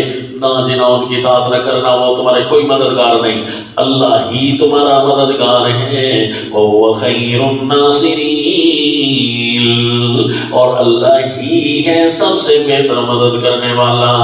اور اس وقت بھی اگر دیکھ لو نا، حقیقت میں نظام کفر دہری جو کمیونسٹ ملحدین کا غلبہ ہے، تو وہ یہ ملحدین کا غلبہ ہے نا اس وقت دنیا میں، تو اسرائیلی نظام چاہتا ہے کہ ہمارا غلبہ ہو. اوت الکتاب، 2 قسم کے کفار اوت الکتاب اب اپنا غلبہ بٹھا رہے ہیں جی. اور ویسے دنیا پر کس کی حکومت چل رہی ہے اس وقت؟ دہریت کی حکومت. دھیان کرنا، اب یہ آہستہ آہستہ زوال پذیر ہونے لگی ہے. اب دوسری حکومت کفر کی شروع ہو رہی ہے جس کو دہریت آپ کہتے ہیں. تقریباً 60-70 سال ہو گئے ہیں ان کی حکومت کو گزرے ہوئے، کیونکہ اسلام کی حکومت کو ضائع کیا انہی اوت الکتاب نے. اسلام کی حکومت جب چھن گئی تو چلی ان کے ہاتھ میں بھی نہیں رہی، کیونکہ خود آپ کو قرآن کا قانون پتا ہے الا بحبل من اللہ ضربت علیہم الذلۃ والمسکنہ. اللہ نے ان کے ہاتھ میں پھر بھی کچھ نہیں دینا، پھر چلی گئی تھی دہریت کے ہاتھ میں. تو اب یہ دہریت سے پھر چھیننے میں لگے، ساری زندگی اسی طرح ہی رہے گی، ان کی اپنی کوئی حکومت نہیں بنے گی. بہرحال اس وقت ان کی حکومت ہے. تو اگر دیکھا جائے ان کی اس حکومت کے یہ کس چیز پر چل رہی ہے؟ یہ جس ٹیکنالوجی پر چل رہے ہیں نا، یہ ٹیکنالوجی بھی ان کی اپنی نہیں ہے، چھینی ہوئی ہے۔ اگر یہ ان کے فارمولے چیک کیے جائیں اور ان کی جو ٹیکنالوجی ہے جتنی بھی چیک کی جائے، یہ بڑے بڑے اچھے اچھے لوگوں کو خصوصاً مسلمان لوگوں سے یہ فارمولے کھینچتے ہیں، لیتے ہیں، ان کو لالچ دے کر لے جاتے ہیں اپنے علاقوں میں، مار کر واپس بھیج دیتے ہیں، مار کر لاشیں آ جاتی ہیں، فارمولے ان سے چھین لیتے ہیں۔ اللہ اکبر، اللہ اکبر، اللہ اکبر۔ تو لہذا ان کے اپنا بھی کچھ نہیں ہے، بل اللہ مولاکم، بلکہ اللہ ہی تمہارا مددگار ہے، وہو خیر الناصرین، اور وہ سب سے بہتر مدد کرنے والا ہے۔ سنلقی فی قلوب الذین کفروا الرعب، این ممکن ہے کہ اس ایک عورت کو انہوں نے پوری دنیا میں چیلنج بنا کر رکھا ہے، عافیہ صدیقیہ جو سائنسدان تھی مسلمانوں کی، این ممکن ہے ابھی تک اس کے ہڈیوں کو نوچ رہے ہیں کہ وہ فارمولہ شاید ابھی تک نہیں بتا رہے، کیونکہ اس نے کوئی کچھ کر لیا تھا ایک فارمولہ، تو اس لیے اس کو اٹھا کر لیں گے، ورنہ تو کبھی کا اس کو واپس بھیج چکے ہوتے۔ کئی یہاں سے عورتیں اٹھائی ہیں، کئی یہاں سے مرد اٹھائے ہیں، جن کی یا تو لاشیں آئی ہیں یا زندگی کو پورا یہاں سے اٹھا کر لے گئے لالچ دے کر کہ تمہیں ہم دیں گے۔ یہ موجودہ پاکستان کی ایک بچی کو اٹھایا انہوں نے، جس نے باقاعدہ طور پر کوئی فارمولہ تیار کر لیا تھا۔ اسی طرح کئی مردوں کی تو لائن لگی ہوئی ہے، اور یہ لالچی زیادہ ہوتے ہیں تو ان کو بھیج دیتے ہیں بڑی بڑی پوسٹوں پر بہت سارے۔ پھر اسی طرح ایک بچی کو اٹھایا تو اس سے فارمولہ کھینچ لیا، کہانی اچانک اس کی طبیعت بگڑی اور فوت ہو گئی، تو لہٰذا اس کو مار کر واپس بھیج دیا۔ تو اگر دیکھا جائے تو ان کے اپنے ہاتھ میں بھی کچھ نہیں ہے، بل اللہ مولاکم، اللہ تمہارا مددگار ہے، ان کا نہیں ہے۔ وَهُوَ خَيْرُ النَّاصِرِينَ، اگر دین پر ثابت قدم رہو تو بہت بہتر مدد کرنے والا ہے۔ سَنُلْقِي فِي قُلُوبِ الَّذِينَ كَفَرُوا الرُّعْبَ بِمَا أَشْرَكُوا بِاللَّهِ مَا لَمْ يُنَزِّلْ بِهِ سُلْطَانًا۔ اصل و تاکید کا دوسرا حصہ، بل اللہ مولاکم، یہ اصل و تاکید نمبر 1، اللہ تمہارا مددگار ہے، اور اصل و تاکید کا دوسرا حصہ کہ مددگار ہونے کا نمونہ پیش کر دیا۔ سنلقی فی قلوب الذین کفروا الرعب، ہم ڈالیں گے کافروں کے دلوں میں رعب تمہارا، بما اشرکوا باللہ ما لم ينزل به سلطانا، اس واسطے کہ انہوں نے شریک ٹھہرایا ہے اللہ کا، کس کو جی؟ ما لم ينزل به سلطانا، جس کو بھی شریک اٹھایا ہے نا، اللہ نے اس کی کوئی سند نازل نہیں کی۔ اس کا مطلب اللہ دہریوں کو بھی مشرک کہہ رہے ہیں کہ دہری کون ہوتا ہے؟ جو اپنی وطنیت کو، اپنے فیصلوں کو یا اپنے بڑوں کو خدا کا درجہ دیتا ہے، بس جو یہ قانون بنائیں گے وہی قانون ٹھیک ہے، اور جبکہ دوسرے وہ اپنے جھوٹے خداؤں کو، وہ اپنے جھوٹے دینوں کو اللہ کا شریک بنا دیں۔ تو اللہ نے ساروں کو ایک ہی لائن میں داخل کیا، فرمایا ان سارے کافروں کے دلوں پر اللہ رعب داخل کرے گا، کیونکہ انہوں نے اللہ کے ساتھ ایسی چیزوں کو شریک کیا ہے، اللہ نے تو کوئی اس کی سند نہیں نازل کی، اور شرک کی سند ہے ہی نہیں۔ وَمَأْوَاهُمُ النَّارُ، ان کا ٹھکانہ جو آگ ہے، وَبِئْسَ مَثْوَى الظَّالِمِينَ، اور بہت برا ٹھکانہ ہے ظالموں کا۔ تو پھر اللہ ان کے دلوں میں تمہارا رعب کیوں نہیں داخل کرے گا؟ کافر کے یہ جہان بھی غلط اور وہ جہان بھی کیا۔ وَلَقَدْ صَدَقَكُمُ اللَّهُ، یہ ہے وہ واقعہ جو اللہ کریم خود بیان فرمائیں گے۔ اس واقعے کا نام قرآن میں نہیں ہے، لیکن حدیث کے مطابق لگتا یہی ہے کہ یہ واقعہ احد کا بیان ہو رہا ہے، غزوہ احد۔ تو حدیث پاک نے تصویر پیش کی، قرآن نے تفسیر پیش کی، تو قرآن پاک کے مطابق رہی حدیث پاک، تو اس لیے غزوہ احد کا واقعہ خود اللہ بیان فرمائیں گے، یا غزوہ احد ہم نام دے رہے ہیں۔ ایک واقعہ ایسا بیان ہو رہا ہے جو غزوہ احد کو بھی ساتھ ساتھ لے کر چلے گا، تو آپ نے اس کو نمونہ بنانا ہے۔ وَلَقَدْ صَدَقَكُمُ اللَّهُ وَعْدَهُ إِذْ تَحُسُّونَهُم بِإِذْنِهِ، یا ایھا الذین آمنوا ان تطیعوا، یہ کون سا جی تھا؟ 7واں۔ اور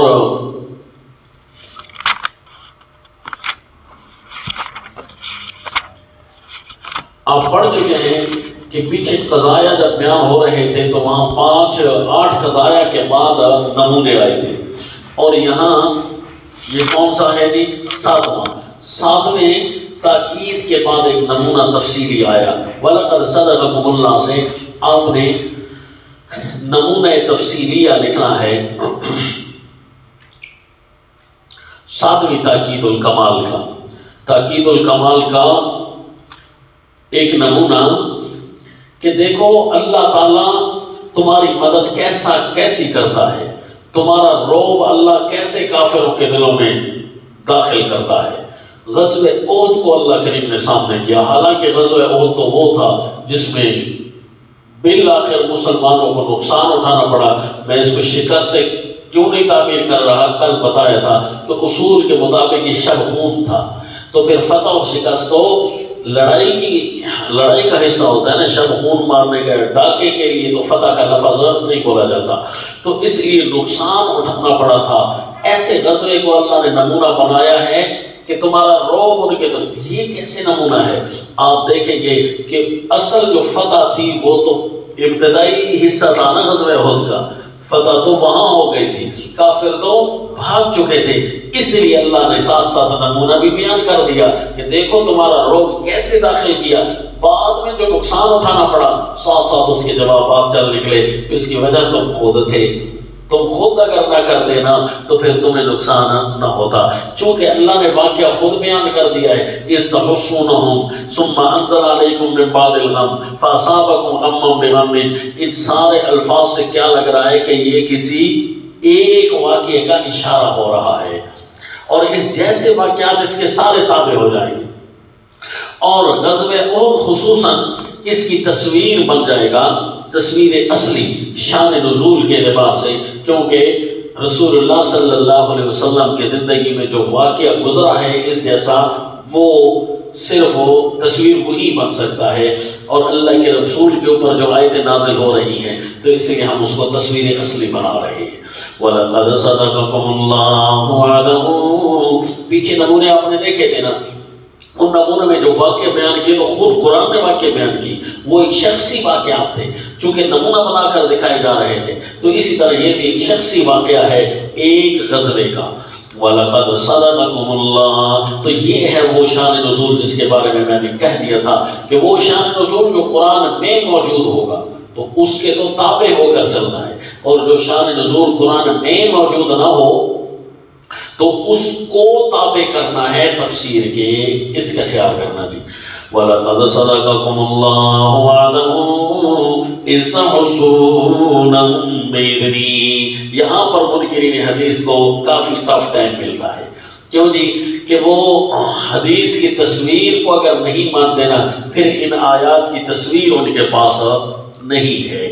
وَلَقَدْ صَدَقَكُمُ اللَّهُ، اللہ سچا کر چکا ہے اپنا وعدہ، إِذْ تَحُسُّونَهُم بِإِذْنِهِ، جب تم قتل کرنے لگے ان کو، بِإِذْنِهِ، اللہ کے حکم سے قتل کرنے لگے، جڑ سے اکھیلنے کو قتل کرنے کہتے ہیں، حسوما، یہ جڑ سے اکھیڑنے کو قتل سے تعبیر کیا، جب تم ان کو جڑ سے اکھیڑ رہے تھے، تھا نا تمہارا روب، یہی تو تھا نا اللہ کی مدد۔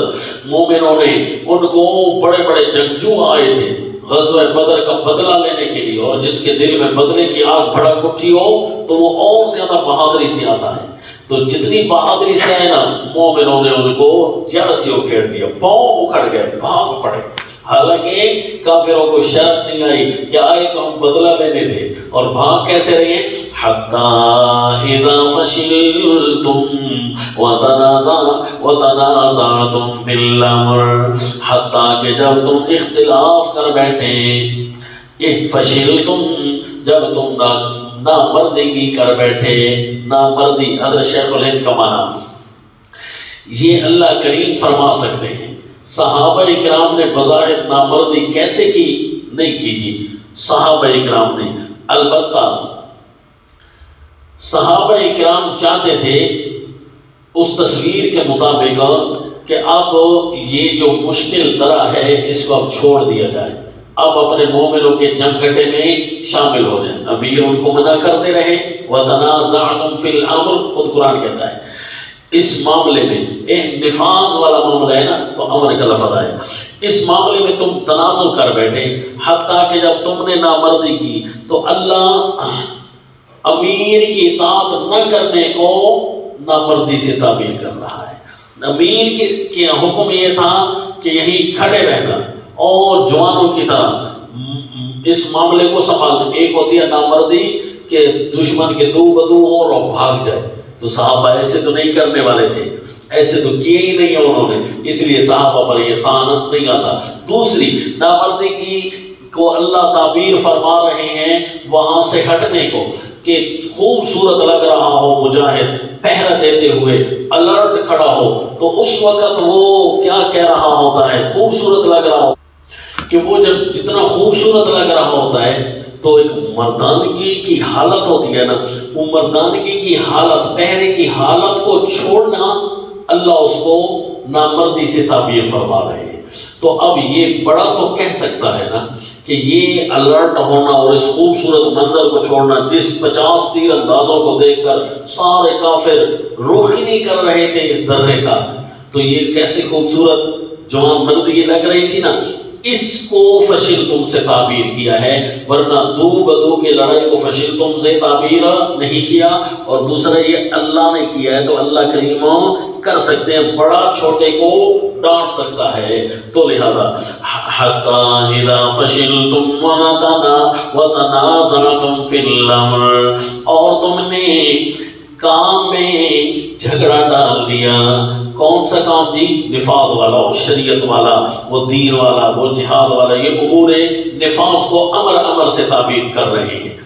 وَعَصَيْتُم مِّن بَعْدِ مَا أَرَاكُم مَّا تُحِبُّونَ، اور تم نے نافرمانی کر دی تھی، تم سے ایک نافرمانی ہو گئی تھی، کیا جی؟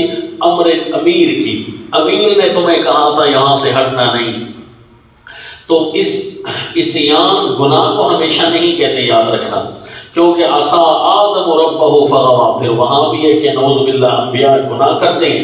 اگر کوئی کہے ہاں نعوذ باللہ انبیاء بھی گناہ کرتے ہیں، تو پھر اس آیت کا کیا معنی ہوگا کہ لم نجد لہ عزما، کون کا ارادہ تک بھی نہیں تھا سیدنا آدم علیہ السلام کا، ارادہ نہ ہونے کو عصیان سے تعبیر کرنا یہ تعلق کے اعلیٰ ہونے کی دلیل ہے جی قربان انبیاء پر، کہ لفظ عصیان میں بھی اللہ نے ان کی شان ڈال دی کہ ان کی بھول کو بھی میں عصیان سے تعبیر کروں گا، اور اس کی بھول عصیان سے تعبیر ہوتی ہے نا، جس کے تعلقات اچھے ہوں تو اس کی چھوٹی سی بات کو بھی بندہ بڑا سا قلعہ بنا دیتا ہے۔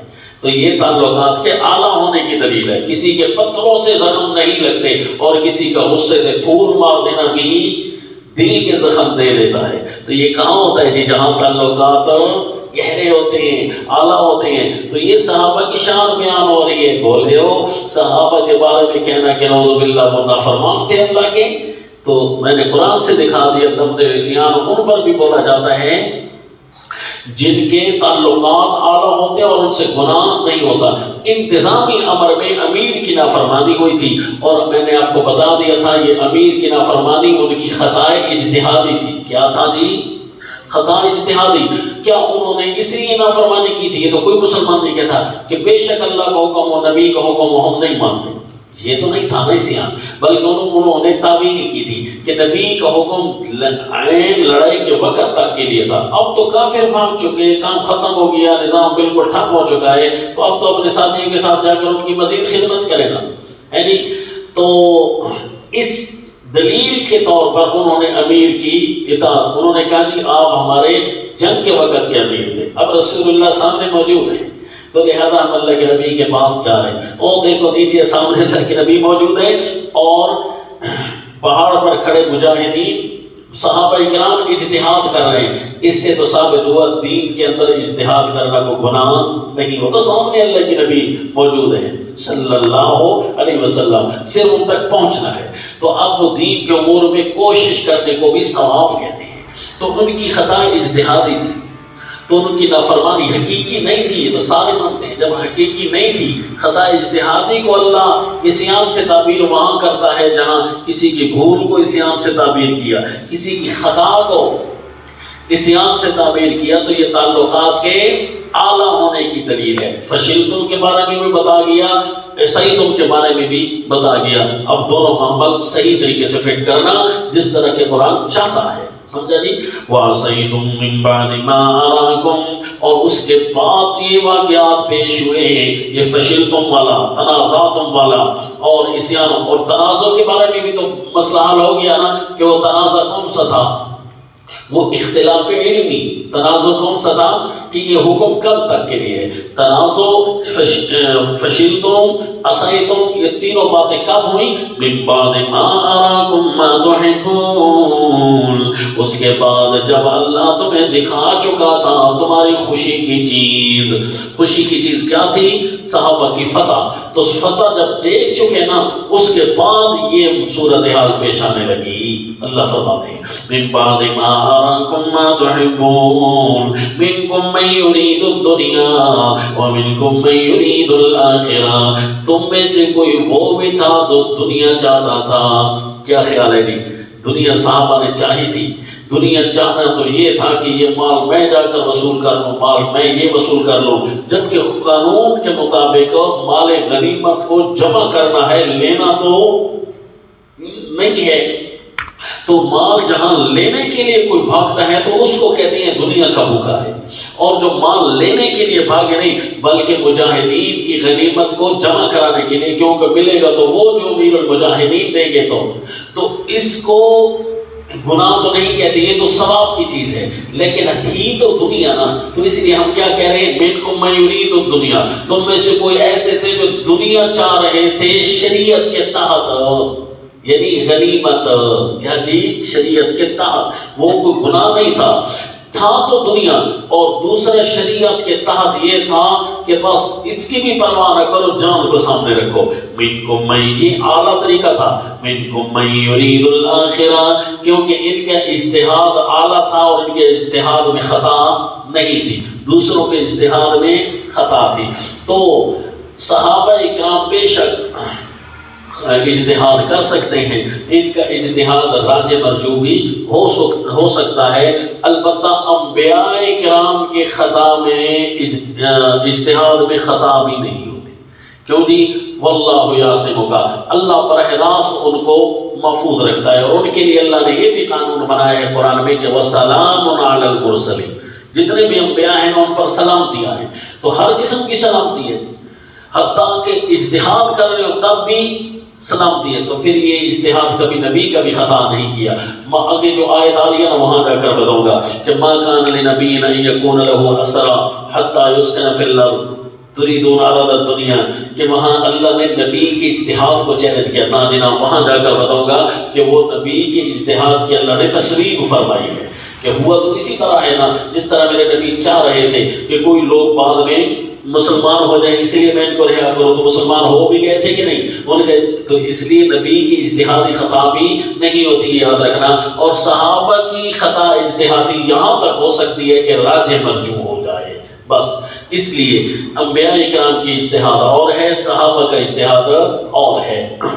تو لہذا منکم من یرید الآخرہ، اور تم میں سے کوئی تھے جو صرف آخرت چاہتے تھے، تم میں سے کوئی ایسے تھے اپنے لیے تو دنیا نہیں چاہ رہے تھے، لیکن تھی تو وہ دنیا جس کو جمع کر رہے تھے، اپنے لیے نہیں چاہیے، اور کچھ ایسے تھے جو صرف اور صرف آخرت چاہ رہے تھے، دنیا دوسروں کے لیے بھی نہیں چاہ رہے تھے۔ ثم صرفکم عنہم لیبتلیکم منکم من یرید الدنیا، دونوں کی اللہ نے تعریف فرمائی ہے، جو دنیا چاہتے تھے اور جو آخرت چاہتے تھے، تعریف دونوں کی ہے، کیونکہ ثم صرفکم عنہم لیبتلیکم وَلَقَدْ عَفَا عَنْكُمْ، تم کو پھر اللہ نے صرفکم، تم کو ہٹا دیا، عنہم ان کافروں سے، کافروں سے تم ہٹ گئے، پھر کیا ہوا جی؟ کافر ٹوٹ پڑے، لیبتلیکم، پھر یہ کام اللہ کر رہے تھے، کیوں کر رہے تھے؟ لیبتلیکم، تمہیں آزمایا جائے، یعنی اللہ کریم نے صحابہ کی اس اجتہادی خطا کو بھی اب اتنا پیار سے لیا کہ اللہ نے اس کو منسوب اپنے امتحان کے ساتھ کر دیا. حالانکہ خود آگے آئے گا قُلْتُمْ أَنَّا هَذَا قُلْ هُوَ مِنْ عِنْدِ أَنفُسِكُمْ، وہ آگے آ رہا ہے وَلَمَّا أَصَابَتْكُمْ مُصِيبَةٌ قَدْ أَصَبْتُم مِّثْلَيْهَا قُلْتُمْ أَنَّا هَذَا، یہ تکلیف کیوں آ گئی؟ قُلْ هُوَ مِنْ عِنْدِ أَنفُسِكُمْ، یہ تمہاری طرف سے ہے. لیکن جو کہہ نہیں رہے تھے کہ یہ تکلیف کہاں سے آئی ہے، ان کو اللہ نے یہ نہیں فرمایا کہ تمہاری اپنی ہے، بلکہ اللہ نے ان کو صرف اشارات اور کنایات سے بتایا کیونکہ تعلق کے اعلیٰ ہونے کی دلیل ہے، بلکہ اللہ نے اس کو امتحان سے تعبیر کر دیا. دیکھو جی اللہ کے کمال، جو اللہ اپنے صحابہ کے کمالات بتا رہے ہیں. لِيَبْتَلِيَكُمْ وَلَقَدْ عَفَا عَنْكُمْ، ان آیاتوں کو صحیح طریقے سے اسی طریقے سے حل کرنا. سمجھا جی کہ صحابہ کی شان نکھرتی ہوئی نظر آئے. وَلَقَدْ عَفَا عَنْكُمْ، اللہ تمہیں معاف کر چکا ہے. اللہ معاف کر چکا اور ہم غلطیاں نکالتے رہے. واللہ کیا معاف کر چکا جب گناہ کیا نہیں ہے تو؟ یعنی یہ تعلقات میں ذرا سی کمی بھی اللہ معاف کر چکا ہے، کبھی گناہ کیا نہیں ہے. ابھی آپ کو سمجھا دیا، اس کے باوجود اللہ نے ان کی خطا اجتہادی کو بھی معاف کر دیا ہے. تو ہم کون ہوتے ہیں جو صحابہ کی غلطیاں نکالنے والے؟ واللہ ذو فضل، اے اللہ تو نے اتنی چیز کو بھی معاف کر دیا ہے تو اللہ تعالیٰ ہے نا ایمان والوں پر فضل کرنے والا. دیکھو جی اللہ نے نمونہ بنا دیا کہ تمہارا روب کافروں کے دلوں میں اتنا ڈالتا ہوں کہ اگرچہ تمہارے اوپر خطائیں ہوتی رہی ہیں لیکن اس کے باوجود کفار کے تم جڑیں کاٹ رہے تھے. اِذْ تُسْعِدُونَ وَلَا تَلْوُونَ عَلَىٰ أَحَدٍ، اِذْ تُسْعِدُونَ اور ثُمَّ أَنزَلَ عَلَيْكُمْ، یہ جو دو آیتیں آئیں گی یہ تنویر بر نمونہ ہوگی. دو تنویر کہ اللہ نے تمہاری مدد اس حالت میں بھی کی، اس حالت میں بھی کی. یہ دو تنویریں اللہ پیش کی. کیسے دی؟ کہ اِذْ تُسْعِدُونَ وَلَا تَلْوُونَ عَلَىٰ أَحَدٍ وَالرَّسُولُ يَدْعُوكُمْ فِي أُخْرَاكُمْ، یعنی تمہاری اس حالت میں بھی کہ تم سے ایک خطا اجتہادی ہو گئی تھی، کافر چڑھ آئے تھے، پھر بھی اللہ نے تمہارا روب برقرار رکھا. کیا مطلب؟ کافر میں بتا چکا ہوں نا کہ فتح تو اس کو کہتے ہیں کہ پورا میدان اپنے نام کر لیا جائے اور قبضہ کر لیا جائے، جتنے باقی کھڑے ہیں یا ان کو گرفتار کر لیا جائے یا بھگا دیا جائے.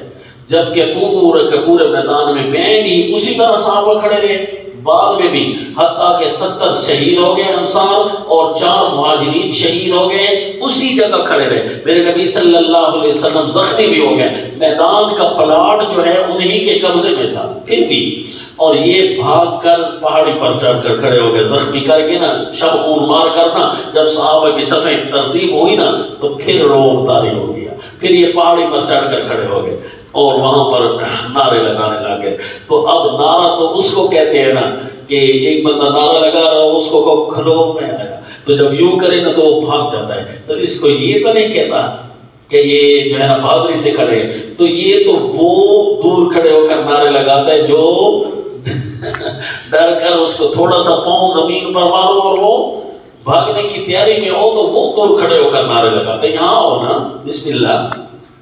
تو یوں اللہ نے روب بنا دے. روب کا نمونہ بنا کہ نہ بنا، یہ میں آپ کو فٹ کروا رہا تھا کہ اللہ نے اس کو روب کا نمونہ بنایا ہے کہ حالت یہاں تک تمہاری پہنچ چکی تھی. اِذْ تُسْعِدُونَ، جب تم چلے جاتے تھے اور میدان کے اندر جب شبخون آیا نا تو صحابہ اکرام پہاڑی پر چڑھنے لگے، میدان کو چھوڑنے لگے. میدان کو اس وقت چھوڑا جاتا ہے جب چھوڑنا اس وقت غلط ہوتا ہے جب شبخون مارا جائے. کوئی ڈاکو آ کر جو لڑائی اور صفوں کی ترتیب کو چھوڑ کر میدان کو چھوڑے نا تو وہ گناہ ہوتا ہے. یہ گناہ تو نہیں تھا کیونکہ پتہ ہی نہیں چل رہا تھا کہ ہو کیا رہا ہے. اپنے آپ کو بچانے کے لیے، محفوظ کرنے کے لیے ڈاکوؤں سے محفوظ، یہ ڈاکے کی صورت تھی نا، یہ جہاد کی اور مقابلے کی صورت. تو ڈاکو سے بچنے کے لیے تو کوئی بھی کر سکتا ہے، سانپ سے بچنے کے لیے نبی بھی بھاگتے ہیں، سیدنا موسیٰ علیہ الصلوۃ والتسلیم، تو پھر یہ تو کوئی بری چیز تو نہیں ہے، یہ تو فطرتی حق ہے۔ تو اس لیے تشعدون، جب تم چلے جاتے تھے، ولا تلون علی احد، پیچھے پھر کر بھی تم نے نہ دیکھا تھا، یعنی اس لمحے بھی اللہ تمہارا روب، حالانکہ اب تو روب دشمنوں کا ہونا چاہیے تھا۔ کیسی عجیب فٹنگ ہے جی، کہ والرسول یدعوکم فی اخراکم، اور رسول تمہیں بلا رہے تھے تمہارے پیچھے سے، بس اسی دوران فَأَصَابَكُمْ غَمٌّ بِغَمٍّ، پھر تم کو پہنچا غم عوض غم کے، غمًا بغم، پھر بھی تمہیں غم پہنچ گیا، صرف غم تمہیں پہنچا نہیں، بیغم بن غم کے عوض میں، چونکہ ایک غم تم دے چکے تھے نا بدر میں، تو اس کے عوض میں پھر غم پہنچا، فری میں بھی ویسے تمہارے اوپر غم آیا نہیں ہے۔ فَأَصَابَكُمْ غَمٌّ بِغَمٍّ، اس حالت میں اب تو چاہیے تھا کہ دشمن تمہیں بھاگتا دیکھ کر اب تو میدان پر قبضہ کر لیتا، لیکن کیا جی تم بھاگے، نبی نے تمہیں بلایا کہ نہیں بھائی نہیں کیا ہو رہا ہے، نبی نے اصلیت بتا دی، کیونکہ جو امیر المجاہدین ہوتا ہے وہ سارے قوم کو اصلیت بتاتا ہے۔ اصلیت یہ ہے کہ ہم دوبارہ انہی کے نرغے میں آ چکے ہیں جن کو ابھی ہم نے بھگایا تھا، بس انہیں پتہ چلا یہ شب خون تو نہیں ہے، یہ تو دوبارہ جہاد کی صفیں نبی جو بنا رہے ہیں، تو بس جی صحابہ پھر پڑھنا شروع ہوئے، صحابہ پلٹے ایسے انداز میں کہ اس زخمی حالت میں بھی ان کا روب طاری ہوا اور میدان چھوڑتے ہوئے ان کے ہاتھ سے نہ چھوٹا اور میدان پر دوبارہ قبضہ ہو گیا، اور زخمی ہونے کے باوجود، مار کھانے کے باوجود تقریباً 74 آدمی شہید ہو چکے ہیں، کوئی عام بات نہیں ہے جی، 70 انصار اور 4 مہاجر صحابی یہ شہید ہو چکے ہیں، بس صفیں اس دوران بن گئی، صفیں بن گئی اور کافروں کو پر روب طاری ہو گیا، میدان پر قبضہ نہ کر سکے، پھر بھی پہاڑی پر چڑھ کر بھاگ گئے۔ لِكَيْ لَا تَحْزَنُوا عَلَىٰ مَا فَاتَكُمْ، اب یہ علت کس چیز کی ہے، یہاں پر مفسرین کرام آ کر تعویلات ارشاد فرماتے ہیں اور اپنے آپ کو مشکل میں پھنستا بتا رہے ہوتے ہیں۔ تو امام شاہ ولی اللہ رحمہ اللہ نے بھی فرمایا کہ اخبرکم یا اخبرکم بذالک لکی لا تحزنوا، تو حالانکہ آپ کو عرض کر دیا کہ قرآن تو آسان ہے، یہاں معذوفات نکالنے کی کیا ضرورت ہوتی ہے، قرآن تو اللہ خود سمجھائیں گے، تو اس لیے جی یہ اب انہوں نے ان کی مجبوری یہ تھی کہ اصابکم غم بغم، اللہ نے تمہیں اس لیے غم پہ ڈالا لِكَيْ لَا تَحْزَنُوا، تاکہ تم غمگین نہ ہو، تو اس لیے انہوں نے کہا کہ آیت تو حل نہیں ہو رہی، لہذا اس کا مطلب ہے کچھ قائد ضرورت کے تحت یہاں کچھ اقتضاء النص کے طور پر یہاں کچھ معصوم ہے، سمجھا جی۔ تو حقیقت یہ ہے کہ یہ جو نمونہ بن رہا ہے نا، تو اب اگر اس نمونے کے مطابق آپ حل کریں تو آپ بھی جواب دے لیں گے کہ اللہ نے تمہارا اس حالت میں بھی روب قائم رکھا کہ میدان پر قبضہ تمہارا رہا، کیوں روب قائم رکھا، لِكَيْ لَا تَحْزَنُوا، دیکھا جی اس ترتیب کے مطابق اب کوئی اشکال نہ رہا، لِكَيْ لَا تَحْزَنُوا عَلَىٰ مَا فَاتَكُمْ، جیسے ہی صحابہ نے اپنے اس غم کے بعد میدان پر قبضہ جمایا نا، وہ غم پھر بھول گیا، جو لگا تھا نا تھوڑی دیر کے لیے پھر بھول گیا، کیونکہ کافر بھاگ کر ادھر کھڑے ہو گئے، آؤ نا مقابلہ کرو، پھر صحابہ میں یہ نعرے شروع ہو گئے، آؤ نا نیچے اترو نا، آپ آؤ نا سامنے، یہ لِكَيْ لَا تَحْزَنُوا عَلَىٰ مَا فَاتَكُمْ وَلَا مَا أَصَابَكُمْ، ایک چیز فوت ہو گئی تھی وہ درے والی جگہ چھوڑ دینا، ترتیب جہاد کو ختم کر دینا چند لمحوں کے لیے، یہ سوچ کر کہ لڑائی ختم ہو چکی ہے، یعنی وہ چیز فوت ہو گئی، اب وہ بھی ریکور ہو چکی ہے کیونکہ کافر بھاگ کھڑے ہوئے، وَلَا مَا أَصَابَكُمْ، اور جو شہداء ہمارے ہاتھ سے شہید ہو رہے تھے نا، یہ سوچ کر ہمارے اوپر غم طاری تھا کہ ہم شکست کھا رہے ہیں، شہید ہونے کے باوجود، زخمی حالت میں ہونے کے باوجود، ہمارے امیر المجاہدین امام الانبیاء صلی اللہ علیہ وسلم زخمی ہونے کے باوجود، جو سپہ سالار اعظم ہیں میدان کے، اس کے باوجود بھی دوبارہ سے میدان ہمارے کنٹرول میں ہے، دیکھا تب حزن جا سکتا ہے، ورنہ حزن جانے کی کوئی اور صورت نہیں ہے، یہ صورت سمجھ آ گئی نا، لِكَيْ لَا تَحْزَنُوا عَلَىٰ مَا فَاتَكُمْ وَلَا مَا أَصَابَكُمْ، کتنی بڑی مشکل ہے، اور چٹکی میں آپ کو نکالا، کس نے نکالا جی؟ اللہ کے قرآن نے نکالا. کہا تھا نا کہ القرآن یفسر بعض بعض، قرآن کی تفسیر قرآن کے ساتھ کرتے رہیں گے نا تو ان مشکلات کو دور کریں گے. یہ آیتیں پڑھ کر تو پتہ چلا یہ شان صحابہ ہے. واللہ خبیر بما تعملون، اور اللہ کو پتہ ہے تمہارے کاموں کا. ثم انزل علیکم من بعد الغم امنة نعاسا یغشی طائفة منکم. یہ ہے جی تنویر قوم. پھر اللہ نے اتارا تمہارے اوپر. کیسے اللہ تمہارا روح قائم کرتا ہے جی؟ یہ وہ منظر تھا. ایک تنویر یہ اور دوسری تنویر پھر یہ کہ اللہ نے اس غم کے بعد تمہارے اوپر امن اتار دیا فوراً ہی. نعاسا، یہ تنویر قوم بن رہی ہے. اس کو تنویر اول تو بنا سکتے تھے اور تنویر اول کو تنویر قوم بھی تو بنا سکتے تھے. اس کی وجہ یہ ہے کہ یہ تنویر قوم ہے. اس نے اس پچھلی تنویر کی بھی تشریح کر دینی ہے کہ کیسے تم چڑھ رہے تھے پہاڑوں پر اور واپس کیسے آئے. یہ چڑھ رہے تھے استسعدون ولا تلقون علی احد والرسول یدعوکم فی اخراکم. جب نبی نے تمہیں بلایا تو تم واپس جب آئے تو اس وقت حالت کیا بنی؟ اس وقت یہ بنی کہ اللہ نے تمہارے اوپر امانتا نعاسا، کہیں صحابہ لڑتے لڑتے کھڑے کھڑے، ایک ساتھی نے اس کو مارا نا، ایک نے اس کو مارا نا، تو تھوڑی دیر کے لیے نعاس غالب آ گئے کسی ایک پر. نعاس یعنی تھوڑا سا اونگ ہو. جب اونگ آئے نا، یہ میدان جہاد کے اندر اونگ کا آ جانا یہ اللہ کی رحمت ہے. سبق میں آ جانا تو زحمت ہے نا، تو ویسے اللہ کی رحمت ہے جی. اور یہ امنتا نعاسا، اس تنگی کے بعد اللہ نے امن تمہارے اوپر نازل کیا. جو اونگ تھی صحابہ اکرام پر آئی نا جی اونگ، تو تر و تازہ اور ہوشیار ہو گئے. یغشی طائفة منکم وطائفة قد اهمتهم انفسهم یظنون. آپ کو کبھی مناظرے میں اونگ آئی ہے؟ مناظرے میں تو اونگ نہیں آنی چاہیے، لیکن یہ منظر اللہ کی مدد کا اپنے ساتھ دیکھا ہے. دو تھے نا تو مناظرے میں بڑی شدت کی تھکاوٹ، 7-8 گھنٹے ہو چکے تھے. بس یہ تھوڑی دیر کے لیے اونگ آئی. وہ جو دوسرا ساتھی تھا وہی لگا رہا تو تھوڑی دیر کے لیے اونگ آئی، سمجھ گیا کہ یہ اللہ کی خاص مدد آ رہی ہے. پھر دوبارہ سے ہم ایک سے شروع ہو گئے. تو یوں اللہ تعالیٰ مدد کرتے ہیں، ہمت مند ہوتی ہے جی. صحابہ اکرام یہ میدان جہاد کے اندر ان پر امن طاری ہوا، اونگ آ گئی. یغشی طائفة منکم، یہ ایک جماعت کو اونگ نے آ دیا، بعضوں کو اونگ نے آ دیا. اچھا جی، بعض دوسرے بھی تو تھے نا. وطائفة قد أهمتهم أنفسهم يظنون بالله غير الحق ظن الجاهلية يقولون هل لنا من الأمر من شيء قل إن الأمر كله لله. یہ جی دوسرا ایک طائفہ تھا. ایک طائفہ تو منافقین کا یہاں سے جا چکا تھا. آگے آ رہا ہے کہ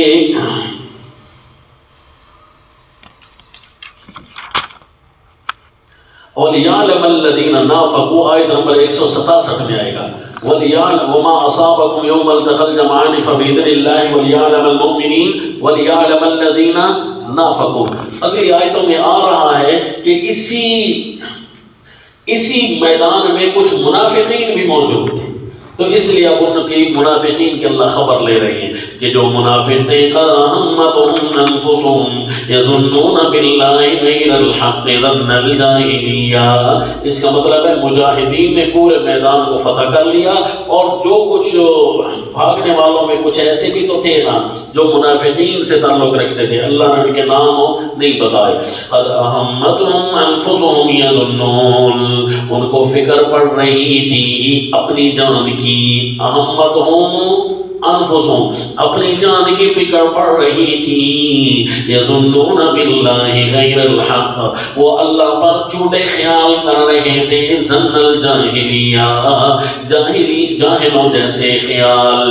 یقولون، اب ان خیالات کو اللہ نے قول کے ساتھ تعبیر کیا کہ ان کے خیالات کیسے تھے. یقولون هل لنا من الامر من شیء، وہ کہہ رہے تھے ہے کاش ہمارے اختیار میں بھی کچھ ہوتا. اور امر کے لفظ آ گئے نا، اختیار، دبدبا، نفاذ، ہمارا اختیار بھی کاش کچھ ہوتا، اگر آج ہمارا اختیار ہوتا تو ہم یہ کر دیتے وہ کر دیتے۔ قل یعنی نبی کے سامنے اپنی چاہتے چلا رہے ہیں، یہ نہیں کہتے کہ احکام نبی کے چلتے، یہ کہتے کہ کاش ہماری مانتا نا نبی۔ انا للہ و انا الیہ راجعون۔ قل ان الامر کلہ للہ، قل فرما دیجیے میرے پیغمبر ان کو کہ سارے اختیار اللہ کے ہاتھ میں ہیں۔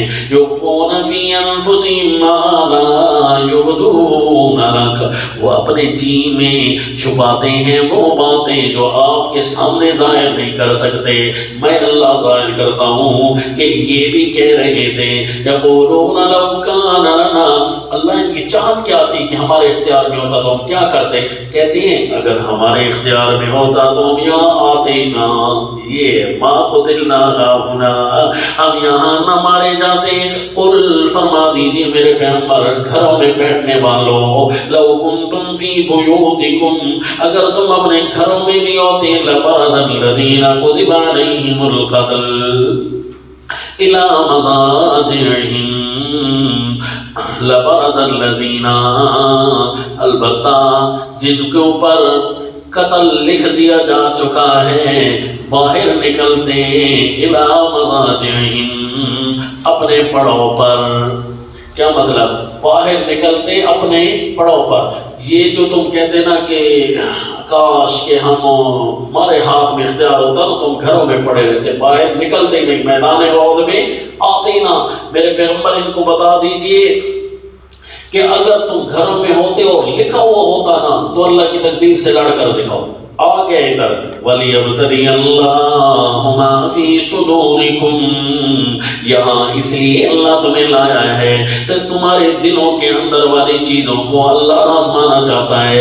اے مومنو، تمہارے ساتھ یہ رہ کر ان کے دلوں میں گند بھرا ہوا ہے، ان کے دلوں میں نفاذ کا کوئی شوق نہیں، کوئی خیال نہیں۔ وَلِيُمَحِّصَ مَا فِي قُلُوبِكُمْ، اور جو چیزیں تمہارے دلوں میں موجود ہیں منافقوں، مجاہدین کے خلاف، صحابہ کے خلاف، نبی کے خلاف، اللہ ان کو مٹا ڈالنا چاہتا ہے کہ تمہارے دلوں والے جو خواہشیں ہیں وہ باہر نہ نکلیں۔ واللہ علیم بذات الصدور، اور اللہ جانتا ہے سینوں کے راز۔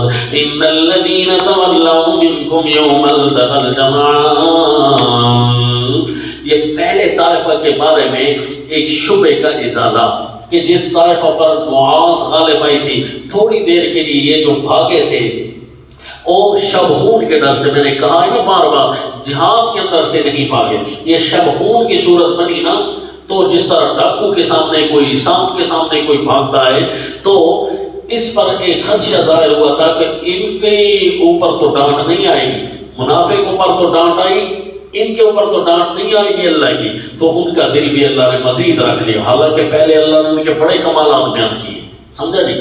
اب پھر اللہ نے ان کا دل رکھ لیا، جب ڈانٹ کی نا منافقوں کو تو سہم اپنا جاتا ہے، ڈانٹ منافقوں کو ہوئی، سہم اپنے گئے، تو ان کی شبہ کا ازالہ۔ ان الذین تولوا منکم یوم التقى الجمعان، بے شک جو لوگ ہٹ گئے تھے تم میں سے یوم التقى الجمعان، جب لڑی تھی دو فوجیں، انما استزلهم الشیطان ببعض ما کسبوا، شیطان نے ان کو بہکانا چاہا تھا، ببعض ما کسبوا، بعض اس چیز سے جو انہوں نے کمائی کر لی تھی، ان کی پھر تھوڑی سی بھول ہونے لگی، خطا اجتہادی، نیچے لکھ دو ببعض ما کسبوا، گناہ نہ لکھنا، یاد رکھنا، ببعض ما کسبوا خطا اجتہادی، بس موقع کی تلاش میں تھا نا شیطان کہ بس خطا اجتہادی سے بس ان کو آگے نقصان دو کہ میدان جہاد سے فرار اختیار کر جائے، نعوذ باللہ۔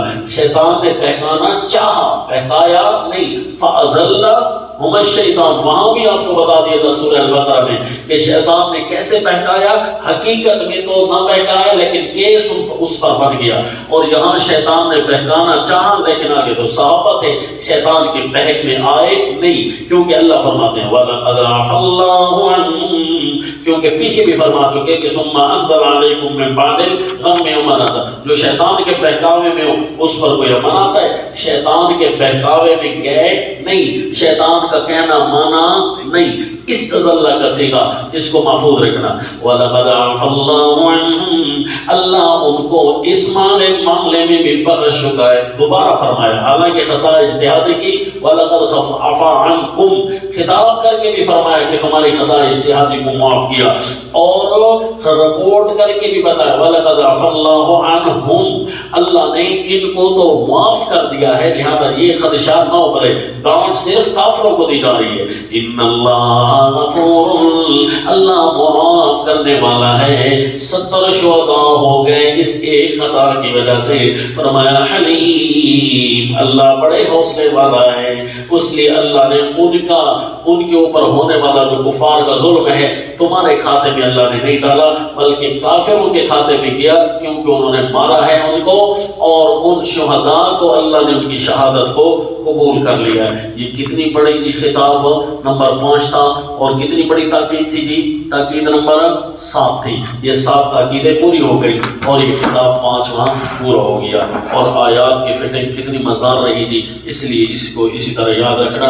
قرآن سے ہٹ کر ہم نے آیات کو حل کیا نا تو پھر ہماری غلطی آ جائے گی۔ وَمَا عَلَيْنَا إِلَّا الْبَلَاغُ۔